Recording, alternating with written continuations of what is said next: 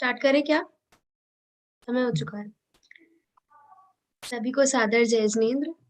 जिन आगम के आलोक में भोजन शुद्धि, इसके इस परिचर्चा के 5वें सत्र में आप सभी का स्वागत है। जो भी मुझे यहाँ पर श्रोता दिख रहे हैं वो सब पुराने ही श्रोता हैं।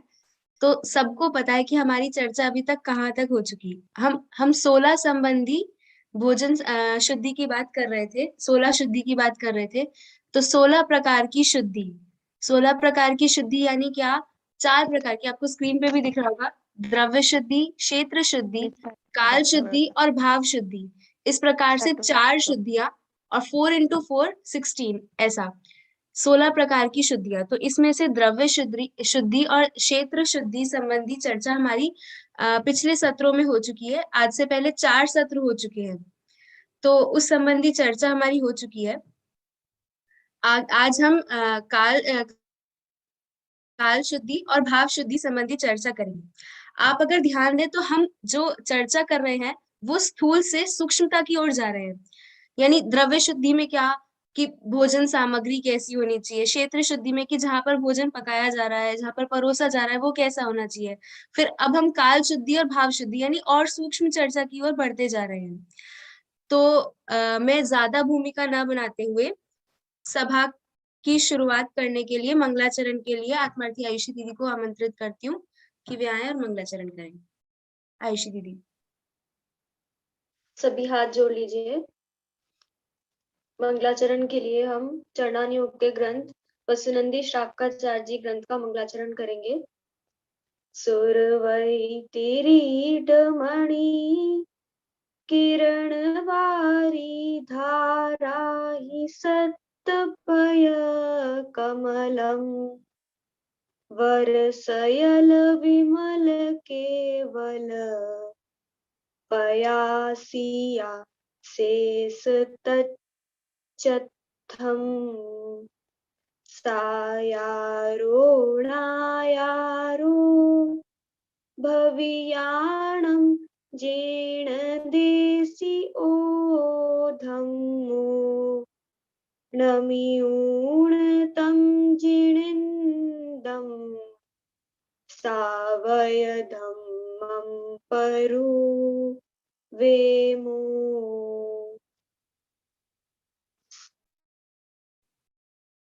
बहुत ही सुंदर। इसी के साथ हम सभा की शुरुआत करते हैं। मैं आपको जैसा हमारा पूरा पैटर्न रहता है, आप सभी उस पैटर्न से परिचित हैं। हमारा जो ये सत्र है ये 3 सोपानों में चलेगा। 3 सोपान कौन से होंगे? सबसे पहले हम सभा नेत्री के नेतृत्व में आज का जो विषय है उसके बारे में जानेंगे।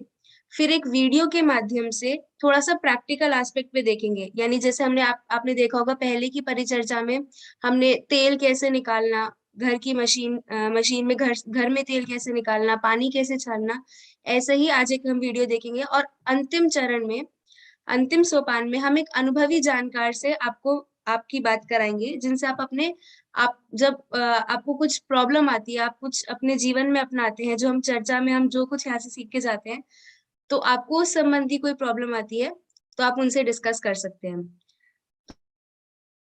तो मैं ज्यादा विलंब न करते हुए सभा नेत्री को आमंत्रित करती हूँ। इनके परिचय की आप किसी को जरूरत नहीं है, आप इनको बहुत भली भांति जानते हैं। श्रीमती देशना जी उस्मानपुर से आप आए और आप अपना विषय लें।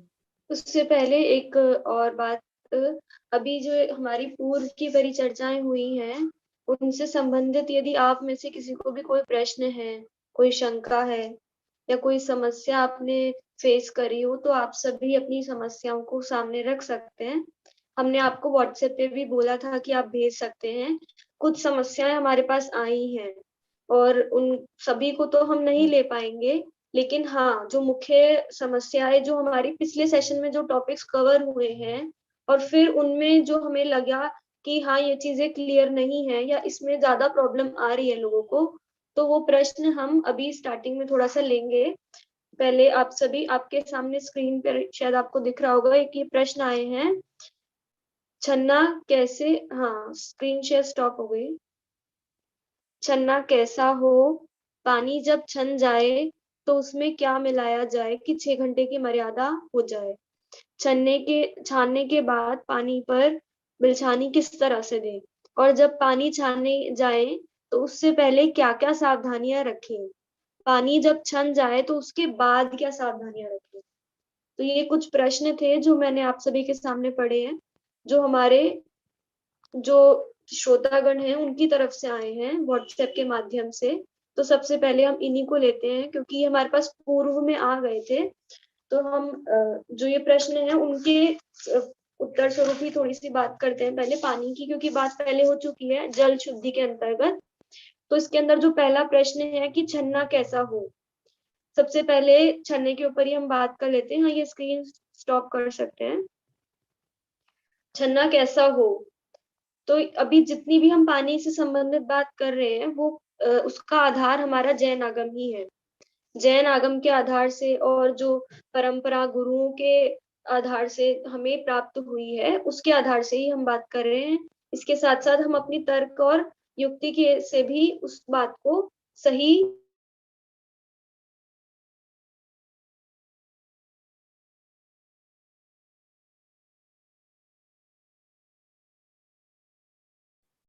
शायद आरुषि आयुषी जी कि को थोड़ा। एक्चुअली क्या है, हम छने पानी के नाम से किसी को भी छना पानी मान लेते हैं।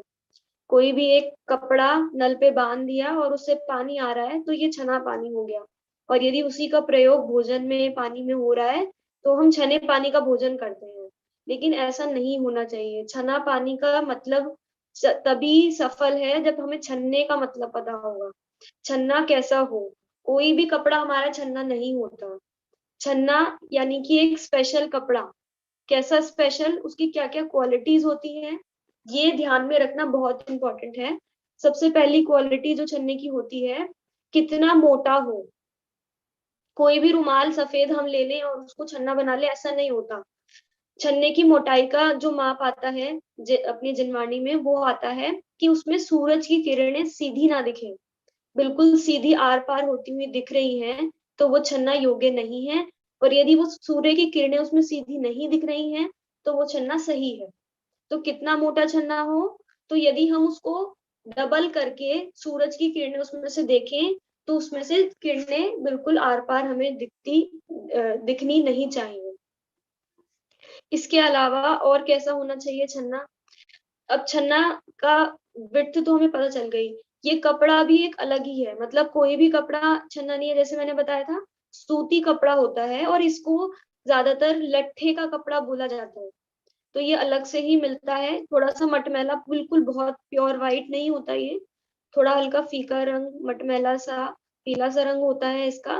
तो वो हमारा छन्ना होता है। अब उसको प्रयोग भी कैसे करना और उसका साइज भी। तो साइज के लिए तो जितना हमारा बर्तन है, जिस बर्तन पे रखकर हमें पानी छानना है, उस बर्तन के मुंह से तिगुना छन्ना होना चाहिए। उसके जितना बर्तन का मुंह है उससे 3 गुना छन्ना हमारा होना चाहिए। और यदि हमें कहीं, जैसे हमने आपको वीडियो भी भेजी थी स्टार्टिंग में, उन्होंने क्या किया था, डायरेक्ट वाले नल पे बांधा था तो उनका छन्ना और पूरा लंबाई चौड़ाई बड़ी थी काफी। अब लंबाई चौड़ाई का ध्यान कैसे रखना है कि वो डबल करने पे स्क्वायर हो जाए। मतलब ऐसा रेक्टेंगल हो सिंगल कि वो डबल करने पे स्क्वायर हो जाए।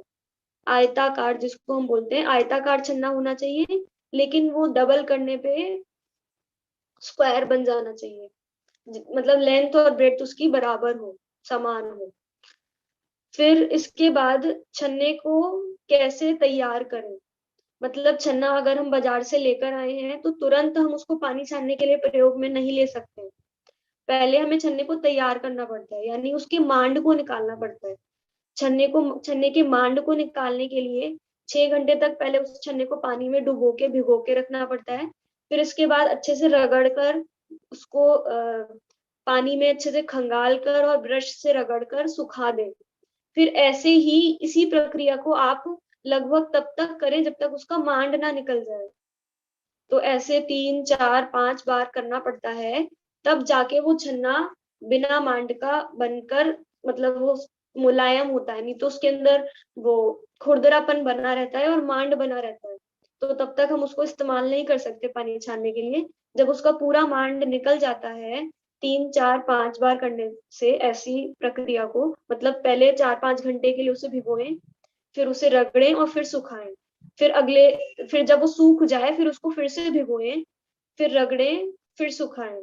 तो ऐसा आप करेंगे कितनी बार, 3, 4 या 5 बार, तो उस छन्ने का पूरी तरह से मांड निकल जाएगा और अब आप उसको पानी छानने के लिए इस्तेमाल कर सकते हैं।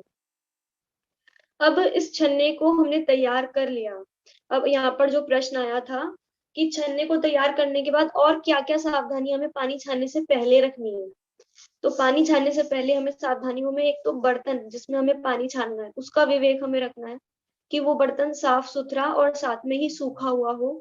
यदि उसमें अनछना पानी पहले का लगा होगा तो उसमें हम पानी नहीं छान सकते। हमें पहले बर्तन को सुखाकर रखना होगा पहले से ही। तो ये भी हमें सावधानियों में रखना है। फिर और सावधानियां जो पानी छानते समय हमें रखनी है कि जब हम पानी छान रहे हैं तो एक भी बूंद अनछने पानी की नीचे नहीं गिरे, ऐसा ही हमें प्रयास रखना है। क्रियाकोशी जैसे ग्रंथों में तो इतना आया है कि यदि पानी छानते हुए कोई अनछना पानी नीचे गिरा रहा है तो वो बहुत बड़ा दोष कर रहा है। उनकी क्रियाकोश जी कार जो क्रियाकोश जी ग्रंथ के रचयिता हैं, वो ऐसा कह रहे हैं कि वो बहुत बड़ा दोष कर रहा है, उसे बहुत निंदा करनी चाहिए अपनी और प्रायश्चित लेना चाहिए इस चीज का। मतलब हमें तो लगता ही नहीं है कि ये कोई बहुत बड़ी चीज हो गई है यदि पानी छानते हुए पानी नीचे गिर रहा है तो। लेकिन ये इसका विवेक हमें रखना है कि पानी छानते हुए अनछना पानी नीचे नहीं गिरे। और सावधानियों में क्या क्या हमें रखनी चाहिए, हमारी उंगलियां अनछने पानी में ना डूबे। फिर बिलछानी करते समय हमें क्या सावधानी रखनी है, बिलछानी करते समय भी हमें छन्ने को इस तरह से पकड़ना है कि जहां से पानी छन्ना है, जो पोर्शन गीला है वो पोर्शन हमारे हाथ से टच ना हो। क्यों? क्योंकि हमारे हाथ की गर्मी से उन जीवों की भी हिंसा होगी जो छन्ने में है। तो ये सारी सावधानियां हमें रखनी है। अब पानी छानने के साथ साथ छन्ने की बात हम कर रहे हैं तो छन्ने की बिलछानी, पहले बिलछानी की ही बात कर लेते हैं। बिलछानी कैसे करनी है, तो बिलछानी हर तरफ से करनी है। जैसे हम कभी भी पानी छान रहे हैं तो हमेशा छन्ने को डबल करके छानना है। जैसे मैंने अभी बताया कि छन्ने को डबल करना है। तो जब बिलछानी करेंगे हम तो छन्ने को चारों 4 लेयर्स बन जाएंगी उसकी। तो उन चारों लेयर्स की हमें बिलछानी अच्छे से करनी है। और पहले ये बात आ चुकी है कि बिलछानी करते समय हमें कंजूसी नहीं करना है पानी डालने में। बहुत अच्छे से पानी डालकर सब तरफ से छन्ने की बिलछानी करनी है। बिलछानी करने के बाद उस छन्ने को हमें थोड़ी देर के लिए टपकने के लिए वहीं पर टांग देना चाहिए जहां पर हमने बिलछानी करी है। या तो कोई नल हो वहां पर, नहीं तो इस तरह से कोई खुंटी या कोई कील ठोक कर आप व्यवस्था बनाए कि छन्ना वहां थोड़ी देर के लिए टांगा जा सके। फिर जब उस छन्ने का पानी सारा निकल जाए तो उसके बाद आप साफ पानी थोड़ा सा 1 लीटर के करीब इतना उसके ऊपर से बहाएं खाली छन्ना टपकने के बाद, जिससे कि वहां पर जो आसपास भी जीव रह गए हो वो सारे उस पानी के सहारे से बह जाएं। बिलछानी हमेशा बहते हुए पानी में की जाती है। मतलब यदि आप मिट्टी में बिलछानी कर रहे हो, पौधे में बिलछानी कर रहे हो तो ऐसा नहीं होता है। पौधे में बिलछानी नहीं करी जाती है, बहते हुए पानी में बिलछानी करते हैं। तो वैसे तो हमने आपको जो आइडियली हमें करना चाहिए राजमार्ग है जो शास्त्रों में आया है, कुएं आदि में ही बिलछानी संभव है प्रॉपर तो। लेकिन निंदा ग्रह करते हुए अभी हमें अपने आलस को छोड़कर ये बहाना नहीं बनाना कि क्योंकि हम कुएं का पानी इस्तेमाल नहीं करते तो हमें बिलछानी करने की आवश्यकता नहीं है। क्योंकि यदि हम बिलछानी करेंगे भी तो वो वहां पहुंचेगी नहीं। भले ही वो बिलछानी के वो जीव उस बिल्कुल जगह तक नहीं पहुंच रहे हैं लेकिन फिर भी काफी टाइम तक वो सुरक्षित रहे, तो उनको हमने अभयदान दिया। और साथ में ये भी ध्यान रखें कि उससे हमारा आलस, प्रमाद और हमने तो अपनी चर्या प्रॉपर जितनी हम सावधानी रख सकते थे हमने रखी, तो इसीलिए हमें उसका फल मिलेगा। तो इसीलिए ये सोचकर आलस ना करें कि बिलछानी करने से लाभ नहीं है क्योंकि वो कुएं का पानी नहीं छान रहे हैं हम या नदी का नहीं छान रहे हैं, ऐसा कुतर्क करना बिल्कुल भी सही नहीं है। तो सावधानी पूर्वक बिलछानी करें आलस को छोड़कर। और ऐसा भी आया है शास्त्रों में, सुदृष्टि तरंगिणी ग्रंथ में आया है कि पानी छानते हुए भी बहुत उत्साह पूर्वक छाने, आलस और ऐसे भावों से नहीं छाने कि अरे अब पानी छानना पड़ रहा है या अब बिलछानी करनी पड़ रही है, तो ऐसा अंदर में आलस या अनुत्साह रहेगा, तो वो उससे आपको दोष लग रहा है, प्रमाद का दोष लग रहा है, तो वो प्रमाद को छोड़ते हुए सावधानी से बिलछानी करें। इसके बाद ज्यादा ऊपर से नहीं डालें बिलछानी, मतलब यदि अब जमीन पर नाली है, बहुत ऊपर से आप पानी छन्ने की बिलछानी कर रहे हैं, तो वो जमीन पे टच होते ही इतनी ऊपर से जब वो पानी गिरेगा तो वो जीव वहां के मर जाएंगे। तो जमीन से बस 3-4 अंगुल ऊपर छन्ना हो आपका, इस तरह से आप बिलछानी करें। तो ये सावधानियां थी। अब इसके बाद और क्या क्या सावधानियां हैं, अब जैसे छन्ना है, छन्ने के साथ बहुत सारी सावधानियां हैं। छन्ने से आपने पानी छान लिया, अब उसके बाद क्या, बिलछानी कर दी, पानी डाल दिया, अब उस छन्ने का कैसे सुरक्षा करनी है वो आपको ध्यान रखना है। क्योंकि छन्ने को हमें साफ रखना है, हमारा छन्ना कभी भी गंदा नहीं होना चाहिए। पानी पीने का छन्ना जो है कभी भी गंदा नहीं होना चाहिए। अब उस छन्ने को साफ रखने के लिए हमें क्या करना, देखिए छन्ना बाकी कपड़ों की तरह साबुन सोडे से नहीं धोया जाता है, ये बात विशेष रूप से ध्यान रखें। क्यों, क्योंकि आपने देखा होगा कि कपड़ों में यदि हम साबुन सोडा लगाते हैं, तो भले ही हम उनको कितना ही खंगाल ले पानी में, लेकिन पूरी तरह से वो साबुन उसमें से नहीं निकलता है, चाहे हम कितना ही खंगालें। फिर भी यदि एक धुले हुए वस्त्र को भी आप पानी में डुबोगे और खंगालोगे, तो फिर से उसमें वो फेस बनने लगता है, और उससे पता चलता है कि हाँ उसमें से सर्फ नहीं गया था पिछली बार में। और एक स्मेल भी आती है, अलग से ही पता चलता है कि जिससे उसके ये पता चलता है कि उसमें से सर्फ पूरी तरह से नहीं निकला। तो क्योंकि जो सर्फ साबुन है वो पूरी तरह से कपड़े में से नहीं निकल पाता है, इसीलिए हम छन्ने के अंदर उस साबुन को नहीं प्रयोग कर सकते। उससे क्या होगा कि जब कभी भी पानी छानेंगे तो वो साबुन उसमें बना रहेगा, तो वो जीवों की भी हिंसा होगी और वो भोजन में भी आएगा। तो इसीलिए हमें छन्ने में साबुन सोडे का इस्तेमाल नहीं करना। अब छन्ने में साबुन सोडे का इस्तेमाल नहीं करना, तो उसे साफ कैसे रखें, तो उसकी ये विधि है कि जैसे हम पानी छानते हैं, तुरंत उसको टपकने के बाद निचोड़ कर पानी में अच्छे से खंगाल कर, और यदि हमें लगता है कि गंदगी है थोड़ी बहुत भी, बहुत ज्यादा गंदा होने के बाद नहीं साफ होता, हर रोज ही थोड़ा थोड़ा उसे रगड़े छन्ने को, क्योंकि उस समय तुरंत जब बिलछानी कर दी हमने, टपक गया छन्ना तो वो गीला ही है। उसी समय यदि हम उस छन्ने को रगड़ देंगे, पानी के अंदर अच्छे से झोल देंगे, एक बार ब्रश लगा देंगे और फिर पानी के अंदर खंगाल के निचोड़ कर यदि हम सुखा देते हैं, तो वो छन्ना साफ बना रहता है। और यदि आपको लगता है कि बहुत गंदा, मतलब कोई ऐसी विशेष परिस्थिति आपके साथ बन गई कि छन्ना आपका गंदा हो गया, गिर गया कहीं, सड़क पे गिर गया या कुछ ऐसी बहुत उसके साथ हो गया, उड़ गया कहीं, तो आप उस छन्ने को इस्तेमाल ना करें, मतलब आप उसमें कंजूसी ना करें कि अब ये छन्ना खराब हो गया हमारा। तो ये बात आप ध्यान रखिए कि आप अपने पहनने ओढ़ने के कपड़े तो 100-100 जोड़ी अपनी अलमारी में रखते हैं, लेकिन आपके पास छन्ने कितने हैं उसकी कंजूसी नहीं करनी है हमें। छन्ने भी हमारे पास 4-5 हमेशा तैयार रहने चाहिए, कि एक छन्ना हमारा यदि गीला है या खराब हो भी गया, तो हमें उससे कोई परेशानी ना हो। हमारे पास 4-5 छन्ने हमेशा ही तैयार रहने चाहिए। तो ये छन्ना साफ करके हमने सुखा दिया। इसके बाद जैसे बाकी कपड़ों, और हाँ, छन्ना सुखाते समय उसको बिल्कुल सिंगल सुखाएं, जिससे जल्दी से जल्दी वो सूख जाए। और सूखने के बाद उसको फोल्ड करके प्रॉपर घड़ी कर कर एक डब्बे में बंद करके उसे रखें, जैसे आप अपने कपड़ों को अलमारी में तय करके रखते हैं। मतलब छन्ने की कोई वैल्यू नहीं रह गई आजकल घरों में, देखें तो क्या होता है, छन्ने सूख गए तो सूखे ही जा रहे हैं, वो सूख चुके हैं लेकिन वो वहीं पड़े हैं। क्यों, उनका कोई प्लेस ही नहीं है, अब जब दोबारा पानी छन्ना होगा वो तब उतरेगा उस जगह से। लेकिन ऐसा नहीं होना चाहिए, वहां पड़े पड़े वो छन्ना गंदा ही होगा। जैसे हम अपने कपड़ों को उतार लेते हैं सूखने के बाद, इसी तरह से सूखते के साथ ही हमें छन्ने को उतार कर व्यवस्थित ढंग से रखना चाहिए, ताकि वो साफ बना रहे। और शुद्धता भी, अगर उसपे कोई मच्छर आदि नहीं बैठेंगे, मक्खी आदि नहीं बैठेंगे, अगर ज्यादा देर तक पड़ा रहेगा तो बहुत सारे कीड़े घूमने के उसपे चांसेस हैं, तो वो गंदगी गंदा ही होगा उससे। तो ये थी सावधानियां कुछ जो पानी से संबंधित हैं।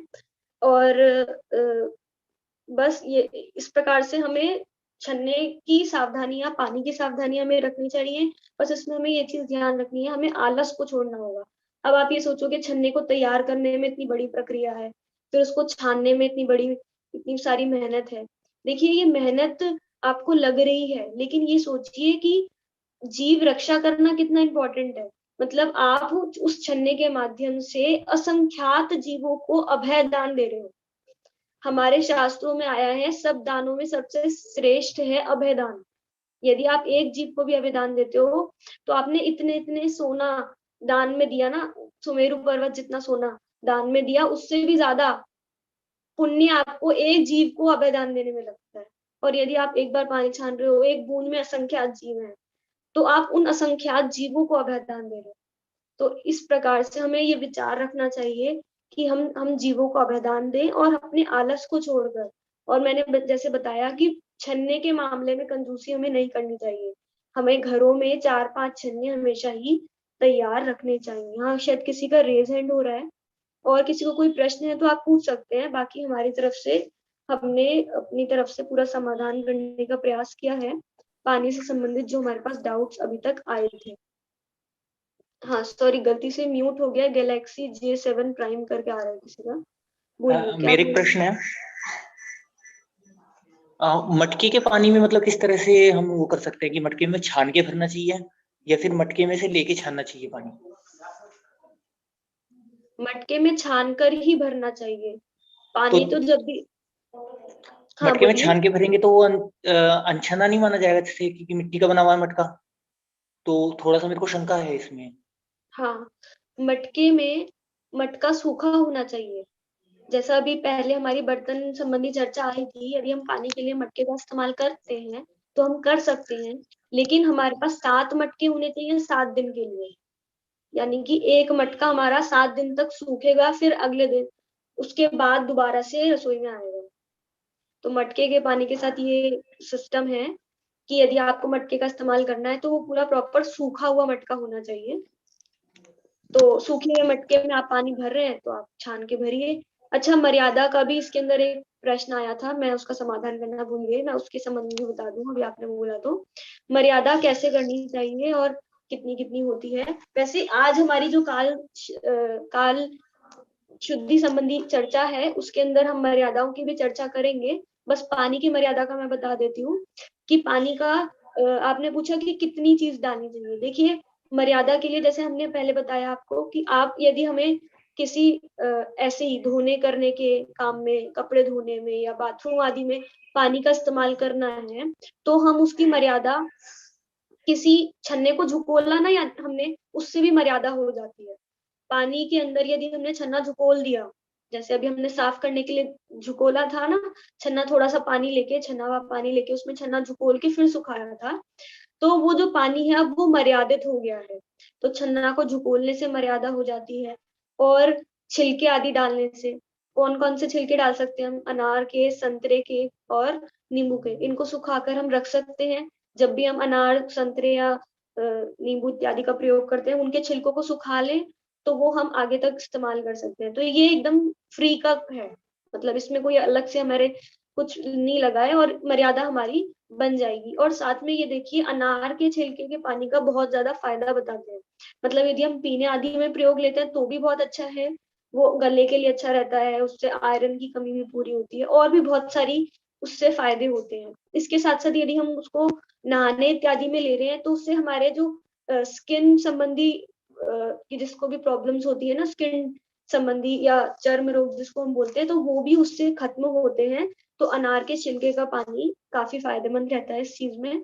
और राख से भी बताया था, राख से भी कर सकते हैं। अब कितनी डालना कि उसका कलर चेंज हो जाए, मतलब अनार का छिलका या जो भी छिलका आप डाल रहे हैं, उससे टेस्ट और कलर का अंदाजा हमें थोड़ा लेना है कि उससे उतने पानी का कलर और टेस्ट चेंज हो जाए। ऐसे ही राख के साथ भी कि उसका थोड़ा सा कलर और टेस्ट चेंज हो जाए। तो इतनी हमें डालनी है। पीने में तो हम उसको, अगर हम हल्का गर्म करते हैं, हल्का गर्म मतलब इतना गर्म कि वो गर्म पता चले, हमें गर्म छूने में पता चले, तो और पीने में भी पता चले, मतलब गर्म हो जाए वो पानी, उसकी पूरी तासीर चेंज हो गई, ठंडे से वो गर्म हो गया पानी, तो वो 6 घंटे की मर्यादा का हो जाता है। और 24 घंटे का तो आपको सबको ही याद होगा कि पूरा उबल जाए, कि उसमें इतने उबाल आ जाए कि वो दिखने लगे ऊपर नीचे, खद्दे जिसको हम बोलते हैं, खदबदाता रहता है पानी, वो 24 घंटे की मर्यादा का होता है। तो ये मर्यादा संबंधी, और यदि किसी का कोई प्रश्न हो, और कोई प्रश्न तो नहीं रहा ना? जो भी हमने पढ़े थे उसमें से सारे हो गए कवर, जिसने हाँ स्क्रीन शेयर करी तो बता सकते, है ना? हाँ सारे कवर। हाँ, अभी और किसी को कोई प्रश्न है तो हम ले सकते हैं, नहीं तो हम करते हैं आगे कंटिन्यू। हाँ, ये प्रश्न आया है कि टेस्ट या स्मेल कितनी देर में चेंज हो जाना चाहिए? कलर, हाँ, टेस्ट। देखिए, पानी छानते के साथ ही उसकी मर्यादा है 48 मिनट, 48 मिनट की। जैसे हमने पानी छाना, तुरंत उसकी मर्यादा 48 मिनट की हो गई। अब 48 मिनट के अंदर अंदर यदि हमने उसके अंदर कोई छिलका या उसको गर्म कर लिया, तो उसकी मर्यादा अब 6 घंटे तक हम बढ़ा सकते हैं। तो अब कब डालना वो छिलका? तो आप थोड़ी देर में, जैसे मान लो आपने 15 मिनट बाद डाल दिया, और 15 मिनट उसको, छिलके को कलर चेंज करने में लग गए, एकदम से तो जादू नहीं होता है, धीरे धीरे ही उसका असर आता है। तो एकदम से आप डाले जा रहे हैं ये सोच के कि कलर चेंज नहीं हुआ, तो धीरे धीरे ही होता है। लेकिन 48 मिनट से पहले पहले हो जाना चाहिए, तब ही उसकी मर्यादा मानी जाएगी। कभी आप सोच रहे हैं धीरे धीरे हो जाएगा, तो वो 48 मिनट भी चले गए, 2 घंटे बाद उसका कलर और चेंज हो रहा है। 48 मिनट भी तभी जब हमने छानते ही डाल दिया। अगर 15 मिनट बाद डाल रहे हैं, 48 मिनट बाद ही डाल रहे हैं, तो फिर उसका कोई फायदा नहीं है। हाँ, बिल्कुल। तो 48 मिनट बाद डालने का तो बिल्कुल ही कोई फायदा नहीं है। और यदि आप 10-15 मिनट बाद या आधे घंटे बाद भी डाल रहे हैं, लेकिन आप इस अंदाजे से डाल रहे हैं कि हाँ 10-15 मिनट में इसका पानी पूरी तरह से बदल जाएगा, कलर चेंज हो जाएगा, तो वो मर्यादित माना जाएगा। और जिस समय आपने डाला है, जो भी मर्यादा आपने की है, जिस भी जरिए से, जैसे मान लो आपने गर्म किया या कोई मर्यादा ऊपर छिलका आदि ऊपर से डाला है, तो उससे जो मर्यादा है वो जिस समय आपने किया है ना, उस समय से काउंट होगी। जब से छाना है तब से नहीं, जब से मर्यादा उसकी बनाई है, जब से गर्म किया है तब से, या जब से वो छिलका डाला है तब से, उससे 6 घंटे की मर्यादा वो काउंट होगी। देखिए, पानी छानना बहुत बड़ी चीज नहीं है ये तो, और हमारा बोल सकते हैं ना, चिन्ह है। हम छोटे बच्चों को पाठशाला में सबसे यही सिखाते हैं, बिना छना जल काम न लेंगे। तो हमें अब तक ये देखा जाए, हम बच्चों को तो पढ़ा देते हैं, हमें सच में ही नहीं पता पानी कैसे छानते हैं, हम कभी कोशिश भी तो नहीं करते हैं ना। अब देखिए, आप 24 घंटे में से अगर आप 6 घंटे की मर्यादा का भी करते हैं, 6 घंटे तो हम सभी सोते हैं, तो उतने में तो हमें पानी की जरूरत नहीं है। 3 बार ही मैक्सिमम पानी छानना होगा। और यदि हम 3 बार पानी मैक्सिमम छान रहे हैं, तो वो आराम से पूरे दिन भर का काम चल जाएगा आपका, और मतलब रात्रि का भी पूरे, क्योंकि 6 घंटे की मर्यादा यदि हम कर रहे हैं, तो 6-6 घंटे बाद हम पानी छान सकते हैं। 3 बार मैक्सिमम छानना पड़ेगा। तो कम से कम पानी छानने का प्रयास करना चाहिए हमें, कम से कम मतलब कम से कम बार। पानी तो हमेशा ही छान कर इस्तेमाल करना है, कम से कम बार। क्यों? क्योंकि बिलछानी में बहुत ज्यादा पानी लगता है। यही कारण है कि हमें पानी बार बार छानने से बचना चाहिए। एक बार ही हम पानी छान ले, और उसको इतना छान ले कि हम 6 घंटे तक का काम चला सके। तो ये आपको मैनेजमेंट थोड़ा करना पड़ेगा। अब आपको जब भी पानी इस्तेमाल करना है तो आप छन्ना लेके जा रहे हो, तो वो चीज सही नहीं है, क्योंकि अब आपको बिलछानी में उससे डबल पानी लगना है। आपने छाना 1 गिलास पानी, और आपको 4 गिलास उसको बिलछानी के लिए चाहिए। तो इसीलिए 1-1 गिलास पानी ना छाने, आप बहुत सारा पानी छान कर रख लें, 6 घंटे में आपको जितना भी इस्तेमाल हो जाए। और हाँ, मर्यादा जो हमने छिलके आदि से डालकर करी है, वो कभी भी बढ़ाई नहीं जा सकती है। तो 6 घंटे के अंदर अंदर ही आपको उस पानी को खर्च करके इस्तेमाल करना है, मतलब खत्म करना है। और यदि आपने गर्म करके किया है 6 घंटे की मर्यादा, तो हम उसको गर्म करने वाले को उबाल सकते हैं। लेकिन यदि हमने उसमें कुछ डालकर ऊपर से अलग से, सौंफ इलायची भी डालते हैं लोग खाने वाले पीने वाले पानी में, और या लौंग, वो भी डाल सकते हैं। लेकिन वो पानी की मर्यादा बढ़ाई नहीं जा सकती। बढ़ाई कौन से पानी की मर्यादा जा सकती है? जिसको हमने गर्म करके 6 घंटे का किया है, वो यदि हम उबाल लेते हैं 6 घंटे के अंदर अंदर, 6 घंटे बीतने के बाद नहीं बढ़ाई जा सकती उसकी मर्यादा। 6 घंटे के अंदर अंदर यदि हम उसको उबाल लेते हैं, तो उसकी मर्यादा 24 घंटे की बन जाती है। जब से उबाला है, तब से लेकर 24 घंटे की। हाँ, प्राजक्ता जी भी कुछ बोलना चाहती है, बोलिए। जय जिनेन्द्र। अभी ये तो पानी पीने के लिए ये सब ठीक है, बाकी के इस्तेमाल के लिए भी आपने बोला कि वो ज्यादा छान के रखना है। तो अभी अहिंसा फिल्टर्स करके आ रहे हैं ना, जो पाइप में ही लगा देते हैं, जाड़ कपड़ा ही रहता है उसका, और उस उधर बिलछानी भी नहीं करनी पड़ती, वो अंदर का अंदर रहता है जीवानी, जो बाकी के पानी में, अनछना पानी में रहता है, और छना हुआ पानी टैप टैप के लिए अगर बिठाया ना, तो हमको दिन भर के लिए वो यूज कर सकते हैं क्या? मेरे हिसाब से वो यूज नहीं कर सकते हम, क्योंकि उसके अंदर छन्ना नहीं लगा रहता है। हमने जो छन्ने का बताया स्टार्टिंग में कि छन्ना कैसा होना चाहिए, वैसा छन्ना वो प्रयोग मुझे नहीं लगता करते होंगे कोई भी फिल्टर वाले, वो कि वो जाड़ कपड़ा रहता है अंदर, और वो 1-2 महीने में बदलना पड़ता है। तो हाँ, और फिर वो 2 महीने में भी बदलेगा, और फिर वो गीला बना रहेगा, तो वहां पर जीव उसमें गीला बना रहेगा, लेकिन वो जो जीव रहते हैं ना, वो अनछने में ही रहते हैं, वो उनके स्थान पे ही रहते हैं ना, तो छना हुआ सिर्फ हम लोगों को टैप वाटर से मिलता रहेगा। देखिए वो तो ठीक है, पानी के जीव आपने बोला वो वहीं बने रहेंगे, लेकिन जो छन्ने में भी तो, अगर छन्ना गीला बना रहा तो छन्ने में समूचन जीव उत्पन्न हो जाएंगे। गीले छन्ने से कभी भी पानी नहीं छाना जाता है।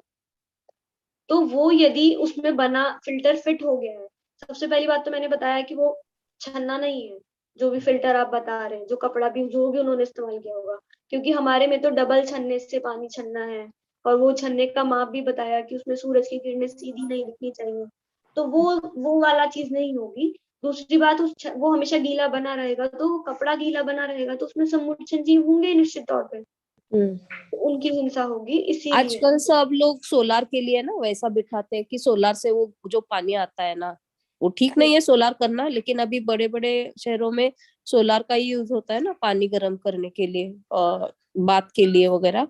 तो वो वैसा अहिंसा फिल्टर करके पहले जहाँ सोलार के लिए पानी जाता है ना, उधर बिठाते हैं। सोलर से पानी अगर गर्म करना है तो सोलर से आप, उसकी किरणों से आप बैटरी चार्ज करिए, और उस चार्ज जो बैटरी से आप पानी गर्म करिए तो सही है। डायरेक्ट आप पानी तपा रहे हैं अनछना, तो वो तो गलत है ही। नहीं, और छान वो के ही जाता है ना वो उधर।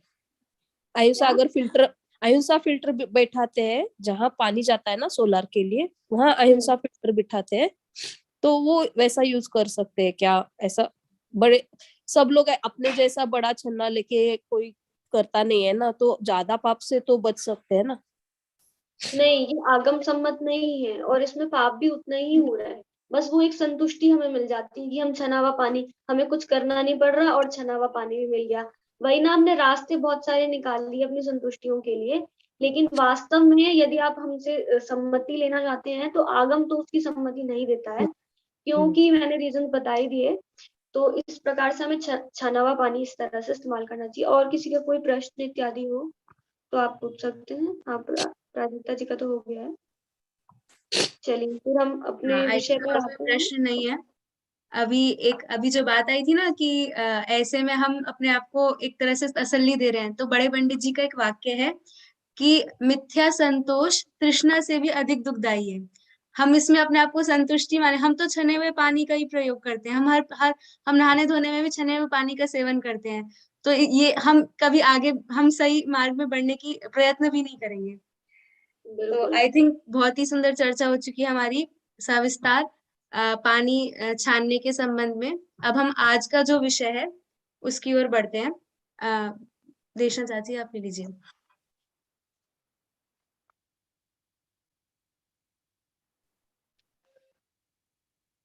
नमो अर्हन्ताणं नमो सिद्धाणं नमो आयरीयाणं नमो वज्झायाणं नमो लोये सव्यसाहूणम्। आज हमारी काल शुद्धि और भाव शुद्धि पर चर्चा चलेगी। भोजन कैसे, कहाँ खाना, कैसा खाना। अब अपन देखेंगे कि कब खाना, काल को लेकर चर्चा चलेगी हमारी।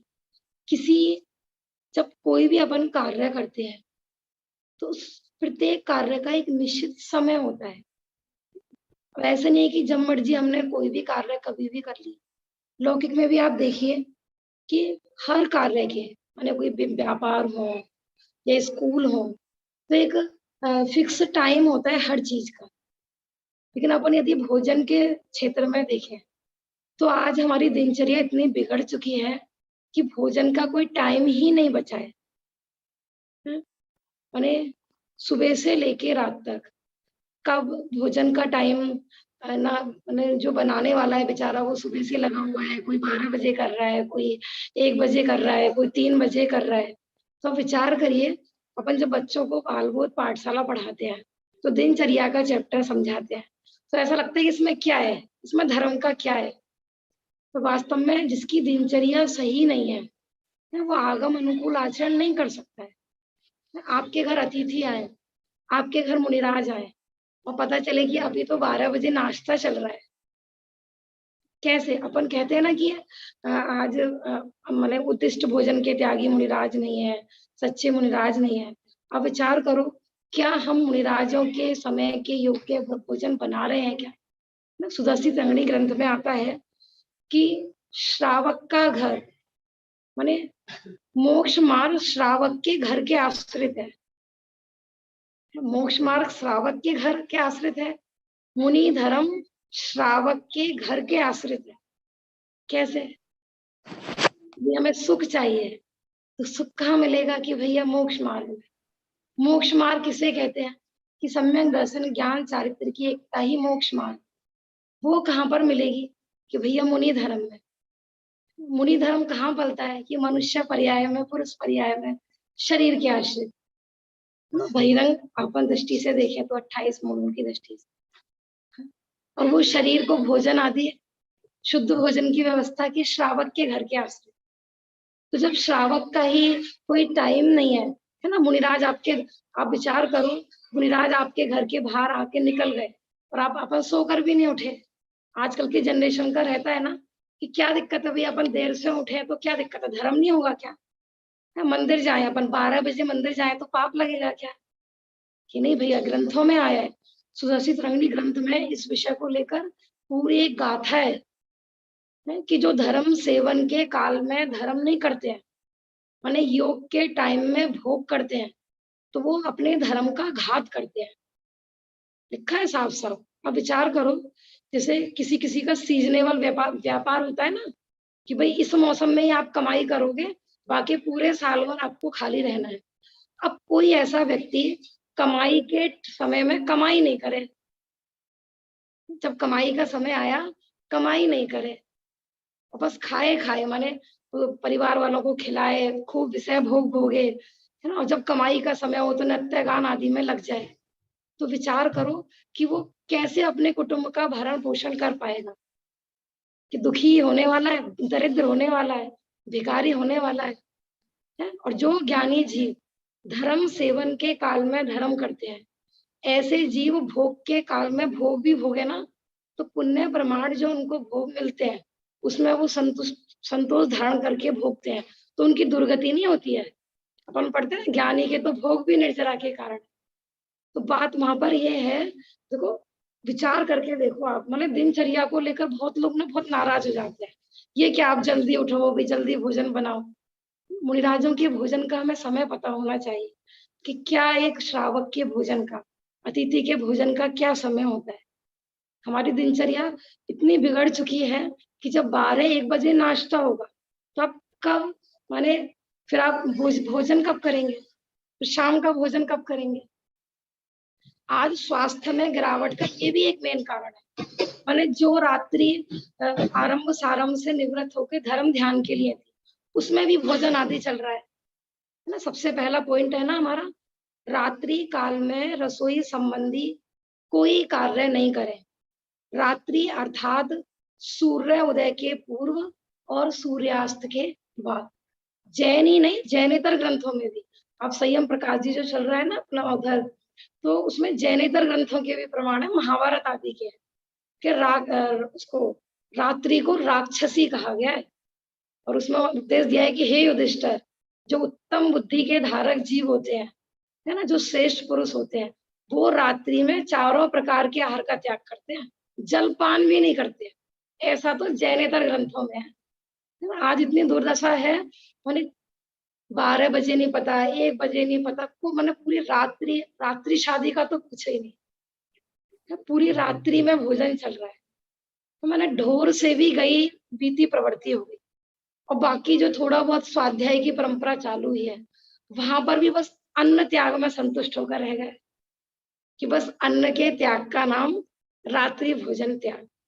देखो वो बात ठीक है कि आज सहनन नहीं है, सब लोग कहते हैं कि भाई परिणामों में, वो बात ठीक है, सब देखना चाहिए, लेकिन संतुष्टि का मार्ग नहीं है कि हमने एक, देखो आप ग्रंथों में कहीं भी पढ़ना, रात्रि भोजन त्याग माने ऐसा कहीं भी नहीं लिखा कि अन्न के त्याग को रात्रि भोजन त्याग कहते हैं। रतन ग्रंथ सावकाचार्य जी में है कि करोड़ों लोगों में प्रसिद्धि है कि जैन लोग रात्रि भोजन नहीं करते हैं, और जो इस उज्जवल यश को बिगाड़ता है, इस प्रभावना में कलंक लगाता है, विषयों का लोलुपी होकर, है ना, विषयांध होकर रात्रि में उसमें पढ़ना, मैं रतनखंड सावकाचार्य में शब्द लिखे हुए हैं, रात्रि में दूध, कलाकंद, पेड़ा, ये सब चीजें खाता है। कह रहे ऐसे निर्मल जिन शासन को जल में डुबोता है। ये अभ्यासी जीवों के लिए था कि चलो बेचारा अभ्यास कर रहा है, चलो भैया अन्न त्याग कर दिया तो बाकी चीजें, कोई बच्चा है बेचारा बहुत रो रहा है, चलो भैया इसको दूध दे दो क्योंकि इसमें ज्यादा आराम नहीं होगा, इसको मीठा वगैरह दे दो, फ्रूट्स दे दो। मैंने संतुष्टि का नहीं है।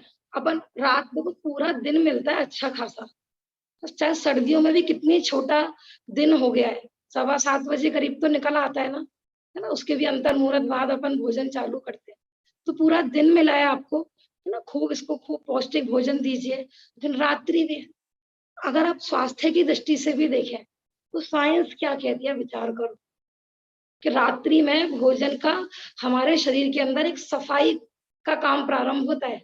तो जब हम रात में भी खाएंगे और दिन में भी खाएंगे तो वो शरीर में सफाई का कार्य कब होगा? आप पढ़ के देख लो ना यूट्यूब आदि से, कितने सारे, माने जैनेतरों में इतने सारे बड़े लेवल पर बैठे हुए जिनको अपन आजकल की जनरेशन आदर्श मानती है, उसमें भी आपको मिल जाएंगे। तो यदि हम अपने शरीर के दुश्मन नहीं है, मैंने आत्मा की तो कोई खबर ही नहीं है, लेकिन आप विचार करो कि रात्रि भोजन कितना हानिकारक है स्वास्थ्य के लिए। पूरा रात्रि में जो भी कुछ डाला जाता है ना, भले ही दूध भी क्यों ना हो, सब आंतों में भरा रहता है, गैस, एसिडिटी, ये सारी बीमारियां रात्रि भोजन के कारण उत्पन्न हो रही है। तो अपने को पूरी कोशिश करना चाहिए कि अपन भोजन बनाने का, खाने का सारा कार्य, माने सूर्य निकलने के अंतर मुहूर्त बाद, है ना, और सूर्य छिपने से अंतर मुहूर्त पहले। अपने यहाँ तो पता है ग्रंथों में इतना तक आता है कि जैनों के घर में कोई भी आरंभ भी नहीं होना चाहिए, बर्तन भी आपके दिन में ही मत जाना चाहिए। और आजकल क्या प्रॉब्लम है कि लोग सबसे ज्यादा भोजन ना संधि काल में ही करते हैं, बिल्कुल छिपे वाला टाइम होता है ना, उसमें भोजन करने का प्रचलन चल गया बिल्कुल, कि हाँ दिन है दिन है दिन। हाँ, ग्रंथों में ऐसा आता है संधि काल में किया गया भोजन स्वास्थ्य के लिए महाहानिकारक होता है। संक्रांत इसमें आएगा ना, देखो इसी में लेते हैं अपन रात्रि काल।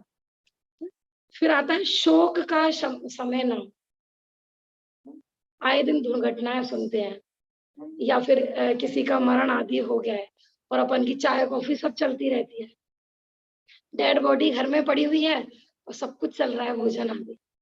हमारे जो वैराग्य के प्रसंग थे, आपने को तो उन प्रसंगों से प्रेरणा लेनी चाहिए कि शरीर को कितना खिलाया पिलाया पुष्ट हुआ, देखो क्या दुर्दशा हो रही है शरीर की।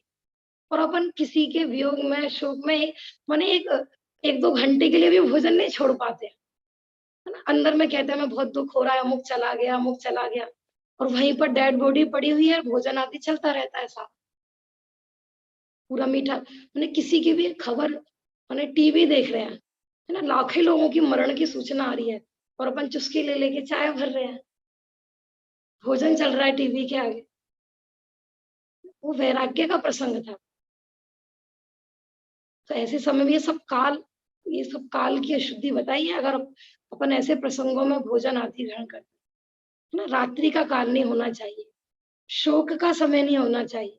आपके आस पड़ोस में मरण की आवाजें आ रही है, रो रहे हैं लोग, है ना, बहुत रोने धोने की आवाज में आ रहे हैं, और आपने अपने घर पे कढ़ाई रखी हुई है, पूड़ियां तल रहे हो आप उसमें, ना आपके पड़ोसी है, किसी की भी आवाज आ रही है, मैंने जरा सा भी वैराग्य नहीं कि अपना जीवन भी ऐसे पानी के बुलबुले के समान है। कहाँ अपने को मैंने खिलाते खिलाते भी इस देह की देखो ना, अपन देखते ना कितना हष्ट पुष्ट व्यक्ति था, 1 सेकंड में चला गया। अरे अभी तो हमने देखा था कितना हट्टा कट्टा था, 1 मिनट में चला गया। तो जब वैराग्य के प्रसंग में वैराग्य भावना नहीं भाएंगे, फिर वहां भी खाना पीना रास रंग चलता रहेगा, तो फिर कहाँ पर वैराग्य भावना भाएंगे? बस विचार करो।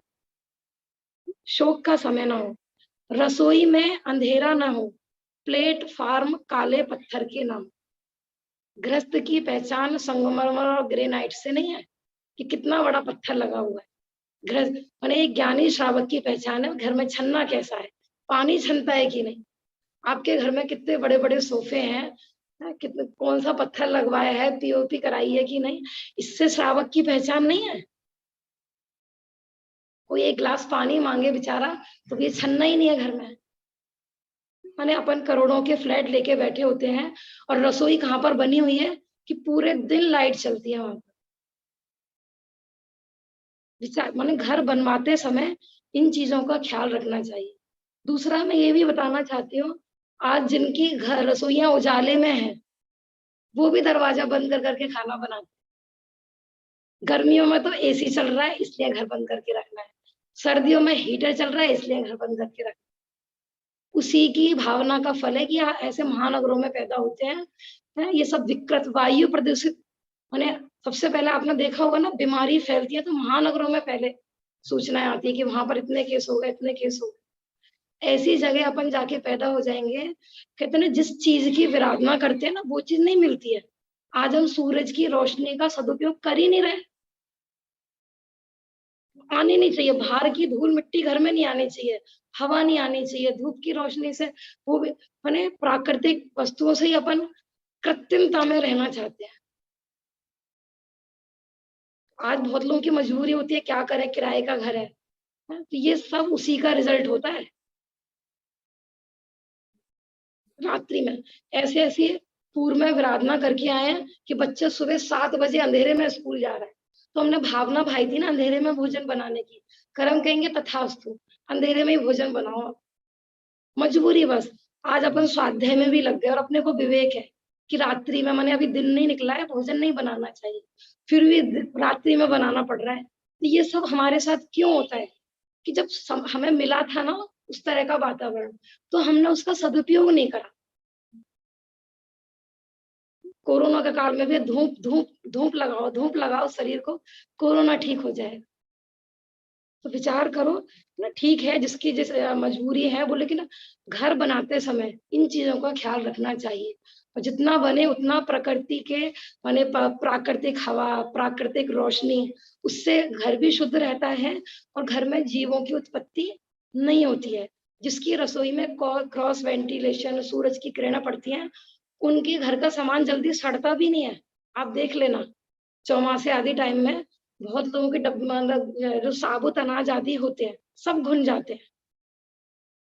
तो अपने से कोई ऐसी विराधना नहीं हो तो देख लो, नहीं तो उसका रिजल्ट सारा अपने को भुगतना पड़ता है ना। ग्रहण काल, तुम्हें देखो ग्रहण काल में भोजन क्यों नहीं किया जाता है कि एक संक्रामक काल होता है, इसमें भी रात्रि भोजन का ही दोष लगता है ना। सूर्य ग्रहण आदि हो रहा है तो वो ढक गया, तो उससे क्या है कि सूरज की प्रॉपर रोशनी पृथ्वी पर नहीं आ पाती है ना।